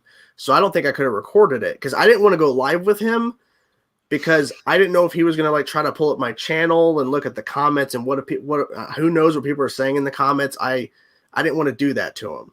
Mm-hmm. So, and I kind of wanted to make sure if anything was said, I could cut out. And I mean, he had mentioned, and I didn't know about this, he had mentioned that they had originally in the Crisis script, he had a seat at the table at the end, but they cut it out. So I thought that was interesting. Of course they cut out, like... Yeah, because he said he was reading the scripts on the plane to go shoot, and then he found out they cut his seat because it would have been an odd number at the table. But they had a seat for the Atom, and he was going to be there. Fuck the odd number. Sorry, I didn't mean to say. No, it's fine. No, it's fine. Fuck the odd number. He was a paragon of something. I mean, I thought it was crazy. I'm like, are you kidding me? Like, you had a seat at the table? But then I thought about it. The way it's written, I get it. They're hinting towards him being the new Atom. And, of course, Ray at that point, Brandon Routh was leaving at that point. We kind of knew at that point he was done. Or they were basically making him leave. But they didn't really set him up as the new Atom. They hinted at it a little bit, but not really. Like, to the point where we knew he was going to be the new Atom. I think, if anything, Ryan Choi should come back to either Superman or Flash, and they make, and he somehow becomes a metahuman during the shrink. To the Flash, I think he would fit on the Flash more personally. He would fit. See, here's the thing. If any characters leave from the Flash this season, I wouldn't mind if Ryan came back and like. Because also, my issue with Ray, I never liked his Atom suit. It was too Iron Man-y. He's the Iron Atom, and I just couldn't. I kind of wish that if Ryan Choi came in and he had the meta power instead of the bio belt, he could have like a more sleeker costume. Mm-hmm. Not spandex, of course, because spandex in 2021. But like just kind of like I'm trying to think of a good example.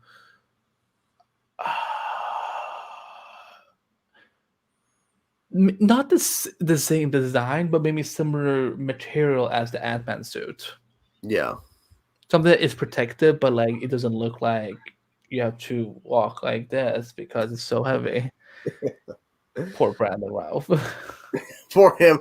And remember he was on Michael Rosenbaum's podcast about the leaving and everything, and he's like, he was trying to be nice about it, but he's like, yeah, you know, they wanted to move on. And of course it was Rob about him playing Superman, and I'm like, where is his, he needs to come back as Kingdom Come Superman. It was so good. Kingdom Come as a limited event series, HBO Max.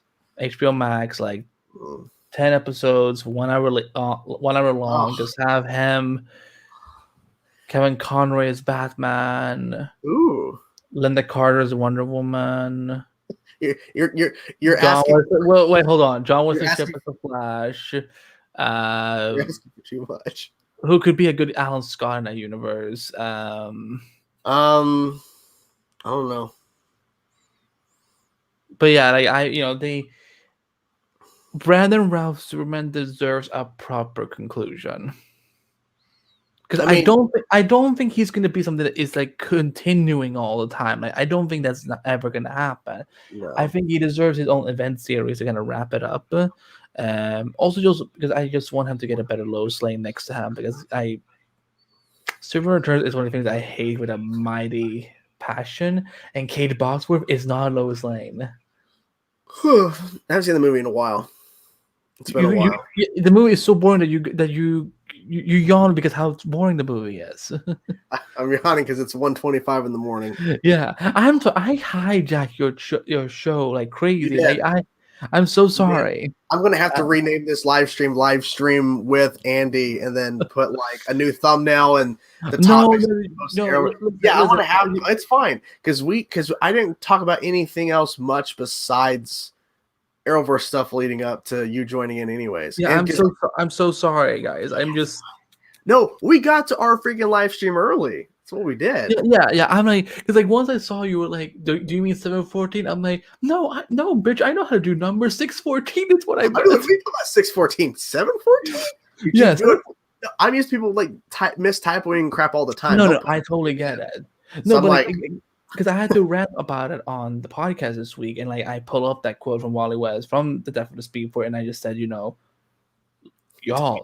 beef, it's fine. Nora is out there, and it has his own channel. Well, mine is not even. I have 4 digits in my subscriber base. He has, bitch, let me go see how much you have. You have 50. Is it? Wait, hold on. Let me put on my glasses again. This is why I need 51. 51. It would have been cool if it said 52 though, because it would have been. It would have been.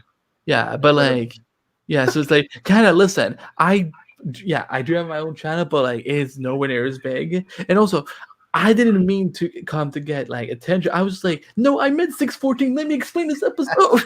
It's fine.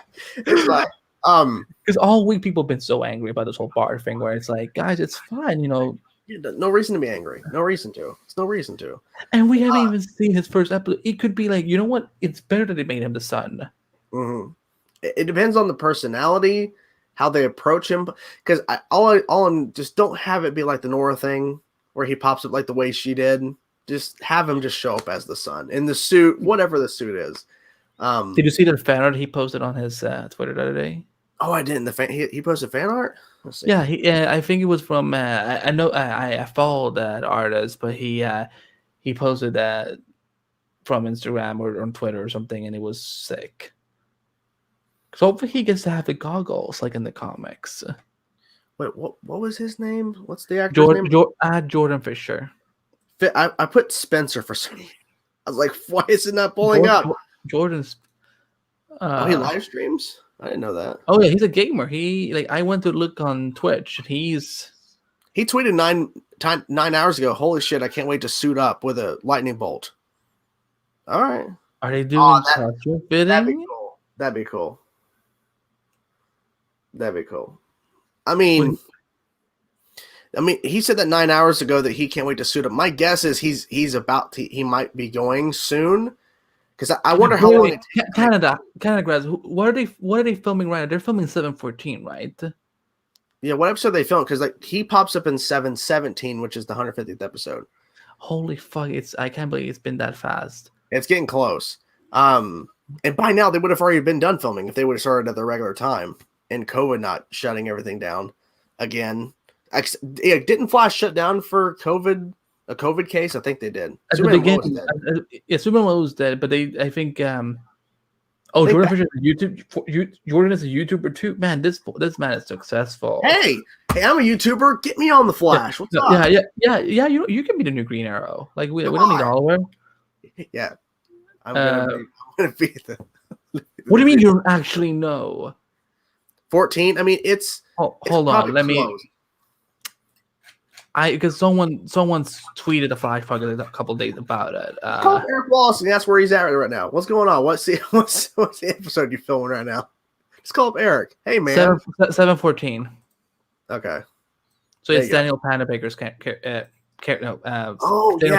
He announced a couple of days ago she's directing it. Yeah. Yeah. Okay. So it's in the work. He would definitely have to start costume fitting because he has to pop him in episode 17 with, I'm assuming, a costume. If he's gonna be Bart Allen popping in from the future, he has to have a suit. Also because I think he has to go up to Canada soon anyway, because isn't there the whole thing like they get to Canada, they have to self-quarantine for 2 weeks. They wrap on May 10th. So yeah. Oh, they wrap literally 2 days after my wedding. Crazy. Nice. Honeymoon and Star Labs. She likes the Flash. That wouldn't be a terrible idea. But wait, if they're wrapping in May 10th, so how many episodes do they have? They'll have 18. I think it's has that been confirmed now? That is 18. Apparently so, because it was in the article that was released, of course, by deadline or whatever. May 19th. May 19th, he says. May 19th, not May 10th. Hit the wrong digit.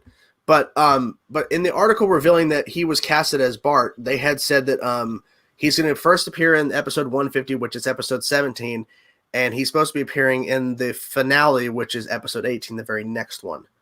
So that's actually pretty good in terms of their 150th episode, because they're able to do a big event with the 150th episode, the milestone, and then the very next episode's the finale. So, if it's only 18 episodes, then they're almost close to being done, and that's good because I'm 5 episodes aired right now. That's crazy. and I think we're only gonna have a short little break, and then they're gonna come back. I think they're gonna finish all their episodes. I think. I would think. I mean, Superman Lois unfortunately has a huge break right now until May, but. Yeah, the Flash, as far as right now, I don't think the Flash has a break set yet. As far as I don't know. I mean, but 18 episodes. I mean, thank God. That's it's the moment whenever they had to stop because of a COVID case. And again, I mean, respect to all those people who are risking their lives to film these amazing shows.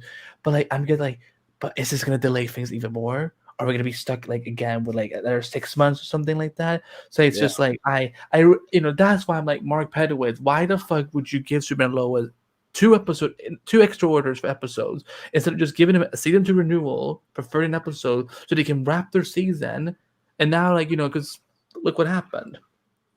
Yeah, because I mean right now they're filming episode 7 and they've aired 4. No, they've aired 5. Because Diggle was, I think Diggle. David Ramsey is directing episode 7, I think, of the show. So they're definitely behind. So this huge break is for them to catch up and get ahead of it, because they would have. Because I think they said episode 6 would not have been able to air because they weren't done with it. So when good Lord, I'm just horrified of how long does Supergirl have to wait then to wrap up No, here's what they need to do. Supergirl and Superman needs just to air at the same time, not the same day, of course, but let's not wait till I don't know who it was, but some ridiculous person said that again, and there might be a nice person, but it was just a ridiculous pitch of Supergirl will come back in October. Mm-hmm. I'm like, why would they come back in October? That's a yeah. It should have been a summer show, like Stargirl was. Yeah. Oh, that's what I love about Stargirl. Stargirl being in the summer was perfect. And I think it's going to be a summer show again, clearly. Because I mean, I don't think we have a start date yet for it, but we know that I think they're almost done filming. I think. Oh, that's good. Pretty close. That's really good then. Yeah. The Flash will have a 3-week break after episode 7, I think, and then come back May 4. That sounds about right. Yeah. But yeah, I'm so sick of this pandemic. I'm sorry.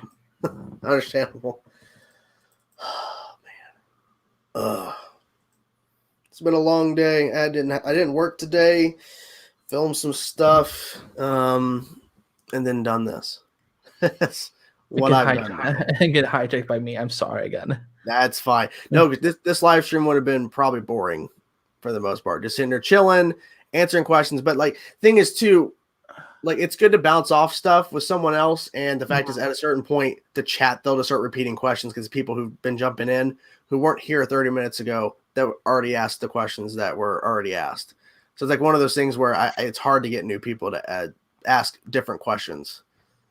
So it's one of those things. Well, I mean, I'm glad that I wasn't. I thought I was going to be bored. If you felt you were boring, I'm worse. No, I don't think they would do a John Diggle Green Lantern show on YouTube. He keeps posting about this, so I'm like, okay, well, I don't think they'll do it because we were talking about YouTube because Cobra Kai was our YouTube show, but it wouldn't work. Yeah, YouTube also doesn't have the licensing rights for Green Lantern. CW is owned by one. I don't know why Warner was being like, you know what? Fuck you. We have our own streaming servers, but let's go to YouTube instead. Exactly. And this would have been the same one throughout the whole thing. Thoughts about Bart Allen joining Flash? I did a video on it because people keep asking me during like live streams. I'd be posting my reaction to Superman and Lois, and it's out there. People are like, so what do you think of the show? Watch the videos. Like, you know, because I'm like, holy crap, this show is really good. It's like, really good show. Just watch the videos. People, man, it's all good. It's all good. Bart Allen's gonna be fun. Like I've been waiting for 7 years to see Bart Allen on the Flash. So this is we've been, like I said in my video, like we have been asking for years for this character, and now we're getting him. So this whole idea of like, well, he's not the grandson. Who the fuck cares? It's probably going to be the same character that you would expect. He's from the future. He's hyperactive and fun, and he's Impulse. That's all I need. And he's related to Barry and Iris. That's all we need. That's the main thing. He's related. And there were just people who were like, well, what about the Tornado Twins? It's like, listen, those characters have a convoluted history, and then it's like, listen, yeah. Who said that they couldn't show up? Like, what if they, what if maybe Bart becomes the father of the Tornado Twins, or Nora? Like, listen, it's okay to kind of mingle a little bit with the mythology. So as long as the characters are, in essence, who they're supposed to be, like, I don't mind that Wally is Iris's brother or things like that. Like, it still works. Yeah. Fuck no. Yeah, he will. Well, Wally in the comics is Barry's nephew, but no one's complaining. No. Let me bitch for a second. When Wally was cast in season 2, because I was there, I dealt with the racism of it all as well. But when he was cast, and people were like, he's Iris' brother, dude, ruined, and oh my god, SJW, oh my god, like he's black, oh my god, it's like guys, no one was quiet, no one was silent, everyone was bitching about it. It was exhausting. And Grant, I remember Grant, like when he was still on Twitter, he was even sick of it. And I don't blame him for leaving Twitter. Because I mean, it's insane. So yeah, but people were angry. Don't you come here and tell us that well, no one is complaining about him not being a nephew. Oh, bitch, please, they were complaining. They were furious. They're like, CW ruins everything. And we got an amazing Wally West. That's how it is. People complain when it's different. You switch up anything. Like people fear what they don't understand. If it's the source material, if it's a source material thing, and then they make an alteration to it, it's blasphemy. And he was so tiny. Like it's like he's still related to Iris. Yeah. He's still Kid Flash. He's still Wally West. But both, I think it's just also a lot of hidden racism behind it, because they're just like, I think some people hide behind, because I read on this on the Flash because this week that some people are upset because they're legit upset in a very constructive way that it's not the Tornado Twins. Yeah. I get it. There are those fans, and there are valid, but there are some people who are using this grandson excuse because they're pissed again that another species who is really beloved and iconic is now not looking the same way as he does in the comics. It's fine. It's exhausting. It's like, it's 2021. Let's just watch the show and see how it is. It could be amazing. It might be one of the best things you've ever seen. And you want Jordan Fisher inspired casting. Mm-hmm. Well, the thing is like where I understand the love for something and you have a passion for something, but if you're getting that upset over something like that, I mean, there's got to be more stuff in your life that's more important than this.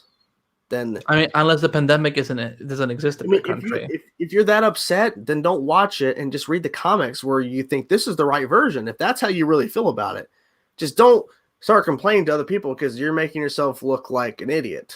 Or attacking writers or producers or even the actors. Yeah, that's what they do. That's what they do.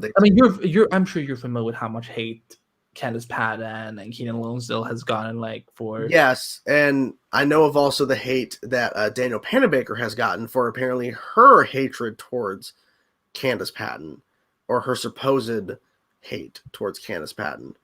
Because people like to pit women against each other, and I don't know why. Yeah, well, I mean, they would take like clips and stuff from Daniel Panabaker years ago about where she was basically attacking Iris West fans and attacking Candace because she was claiming Snowberry. Like, that's where they really get their information, is that the fact that Daniel Panabaker was asked about Snowberry back in season 1 when they were teasing it during season 1 as maybe a thing. And they're taking that type of footage and saying that this is her attacking Daniel Panabaker, attacking Candace Patton's role because she's African American. And we just have to try and we just have to try and watch these shows and try and enjoy them. Like sometimes I don't even go online. Yeah. Because I'm people will complain and fight about something. I don't mind if they make changes to the character as long as it makes sense within the story. If it doesn't make sense, I don't care. Well, I mean, there's always seems like a story purpose for why they do stuff. And I'm betting you there's going to be a story purpose why they made him the son and not a grandson. Because, I mean, you made a point earlier about saying we can't introduce a grandson before introducing the son. You can't just jump past their kid to their grandkid. It would be kind of weird. I mean, we met Nora, but that was pre-crisis. Things have changed. So you can't just do a grandson. It'd just be kind of odd. They make her, they will bring in her brother first, and, maybe next season, Jessica Parker and will come back and we'll see them both together. Yeah. And maybe that's what they'll do. They have a grudge because Daniel was being positive to fans who asked about Snowberry. Well, what is she supposed to say? Like, they're talking about her character, in a sense. I don't know. But then again, there's been interviews where Daniel's saying, well, clearly Iris and Barry are meant to be together. Why is it that big of a deal? It's not. I don't know. I think I should be with Barry. That would solve everything. No, I am. No. If I would ship myself with anyone in the Arrowverse, it probably would be Cisco. I've always said Sarah, honestly, just because I consider Sarah my Arrowverse crush. That's perfectly fine. Just be prepared that she might. Because she did it all. She stabbed her own back, big sister, and went with her boyfriend on the yacht. I know. Do you have any siblings? No. Then good. Then good. It will be fine. It will be fine. It will be fine.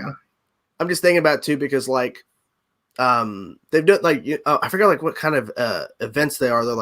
They're sort of like Comic-Con events, like heroes and villains, and they do those things now, like the COVID stuff. Like you could do a virtual one-on-one with a couple of these different actors for certain amount of money or something. I thought about doing that. I'm like, I just want to ask, I just want to ask like, Katie Lotz something or anybody really who does it. There's not many of them do that when it was available, but like, I know that, God, I'm blanking on her name. Laurel. Name. Katie Cassidy? Katie, yeah. It's almost 2:00 in the morning. I'm fried. But yeah, I was like so tempted to do that just so I can ask about Green Arrow and the Canaries, because this was before we heard the announcement. I just wanted to ask her, as a true fan, like, what can you say about it? Because we've not heard anything for months. It's radio silent over here. I was so tempted. I would just ask her to spill all the tea and be like, let's spill all the tea. Yeah. Oh, I wonder if Tom Welling does something like that, because I would talk about what all your one day on Crisis. That'd be great. Why did you have a stunt double when you have no action scenes? Did he have a stunt double that day? He posted a photo of him and his stunt double, and I'm like, but you had no Was the stunt double because he punched Lex in the face? That was my second thought, because my first was like, did he need a stunt double to lift the axe? Because Tom, you got guns, you know how to lift an axe. I should probably not say anything else before I get thirsty, because Tom Welling is like, yeah. I've had people know my feelings on Tom Welling. You might not be what she's looking for. I don't know. Canada. Nissa might. I mean, then again, Nissa kept talking about her husband, Oliver, for years. My husband. Oh, she did. I mean, she did it to piss off the Felicity fans. I'm just like, oh yeah, that was the whole thing. And I'm like, she's my new god. I will vote for her. I will pay her. I will pay taxes to her. She's like Nissa Agul in my heart. And then Talia Agul shows up. I'm like, get away from here. Well, it's been fun, man. Yeah, I'm glad we did this finally. I think I'm gonna end the broadcast here. Thank you guys so much for watching. Thank you, Andy, for coming. Thank you for having me. Oh god, it's been a long day, but I'm glad we're able to do this, kind of chat about all this stuff. But thank you guys so much for commenting and hanging out, and we will talk to you soon. And we should do a proper actual thing. We need to do something properly. Yeah, like given the fact that we can talk this much, it's like, I mean, imagine what we would do if we were like prepared. But thanks for having me. Thanks to the listener being so welcoming. Of course. I mean, I don't know what it was to enjoy from me. I'm really not that interesting. So, but I do think I will pat myself on the back for the Walter Hamada joke. That was good. I love that so much. Oh my gosh. Yeah, thank you guys so much for watching, and I will see you guys soon. And check out Andy on YouTube. Check him out on Twitter. He writes on Screen Rant. Check out this guy. Subscribe to. Where the fuck would this? Like and subscribe below. Go follow him on social media. Why am I doing this? Here's the like button. If you liked his video, you like it, and then you subscribe and you hit that notification bell. So when he goes live or posts a new video of his reactions, you'll be there. And then go follow social media and then go hit the notification bell as well. But Andy put up a really good video where he actually went through what would have been Krypton season 3. I remember you did that video. So you guys need to go check out Andy's YouTube channel. Oh, thank you. And he writes. It's this handle that I'm here. Yes. So he writes on Screen Rant. Check him out. He's awesome. I write too much, so it's all good. Keep writing. Peace out, everybody. Bye. Bye.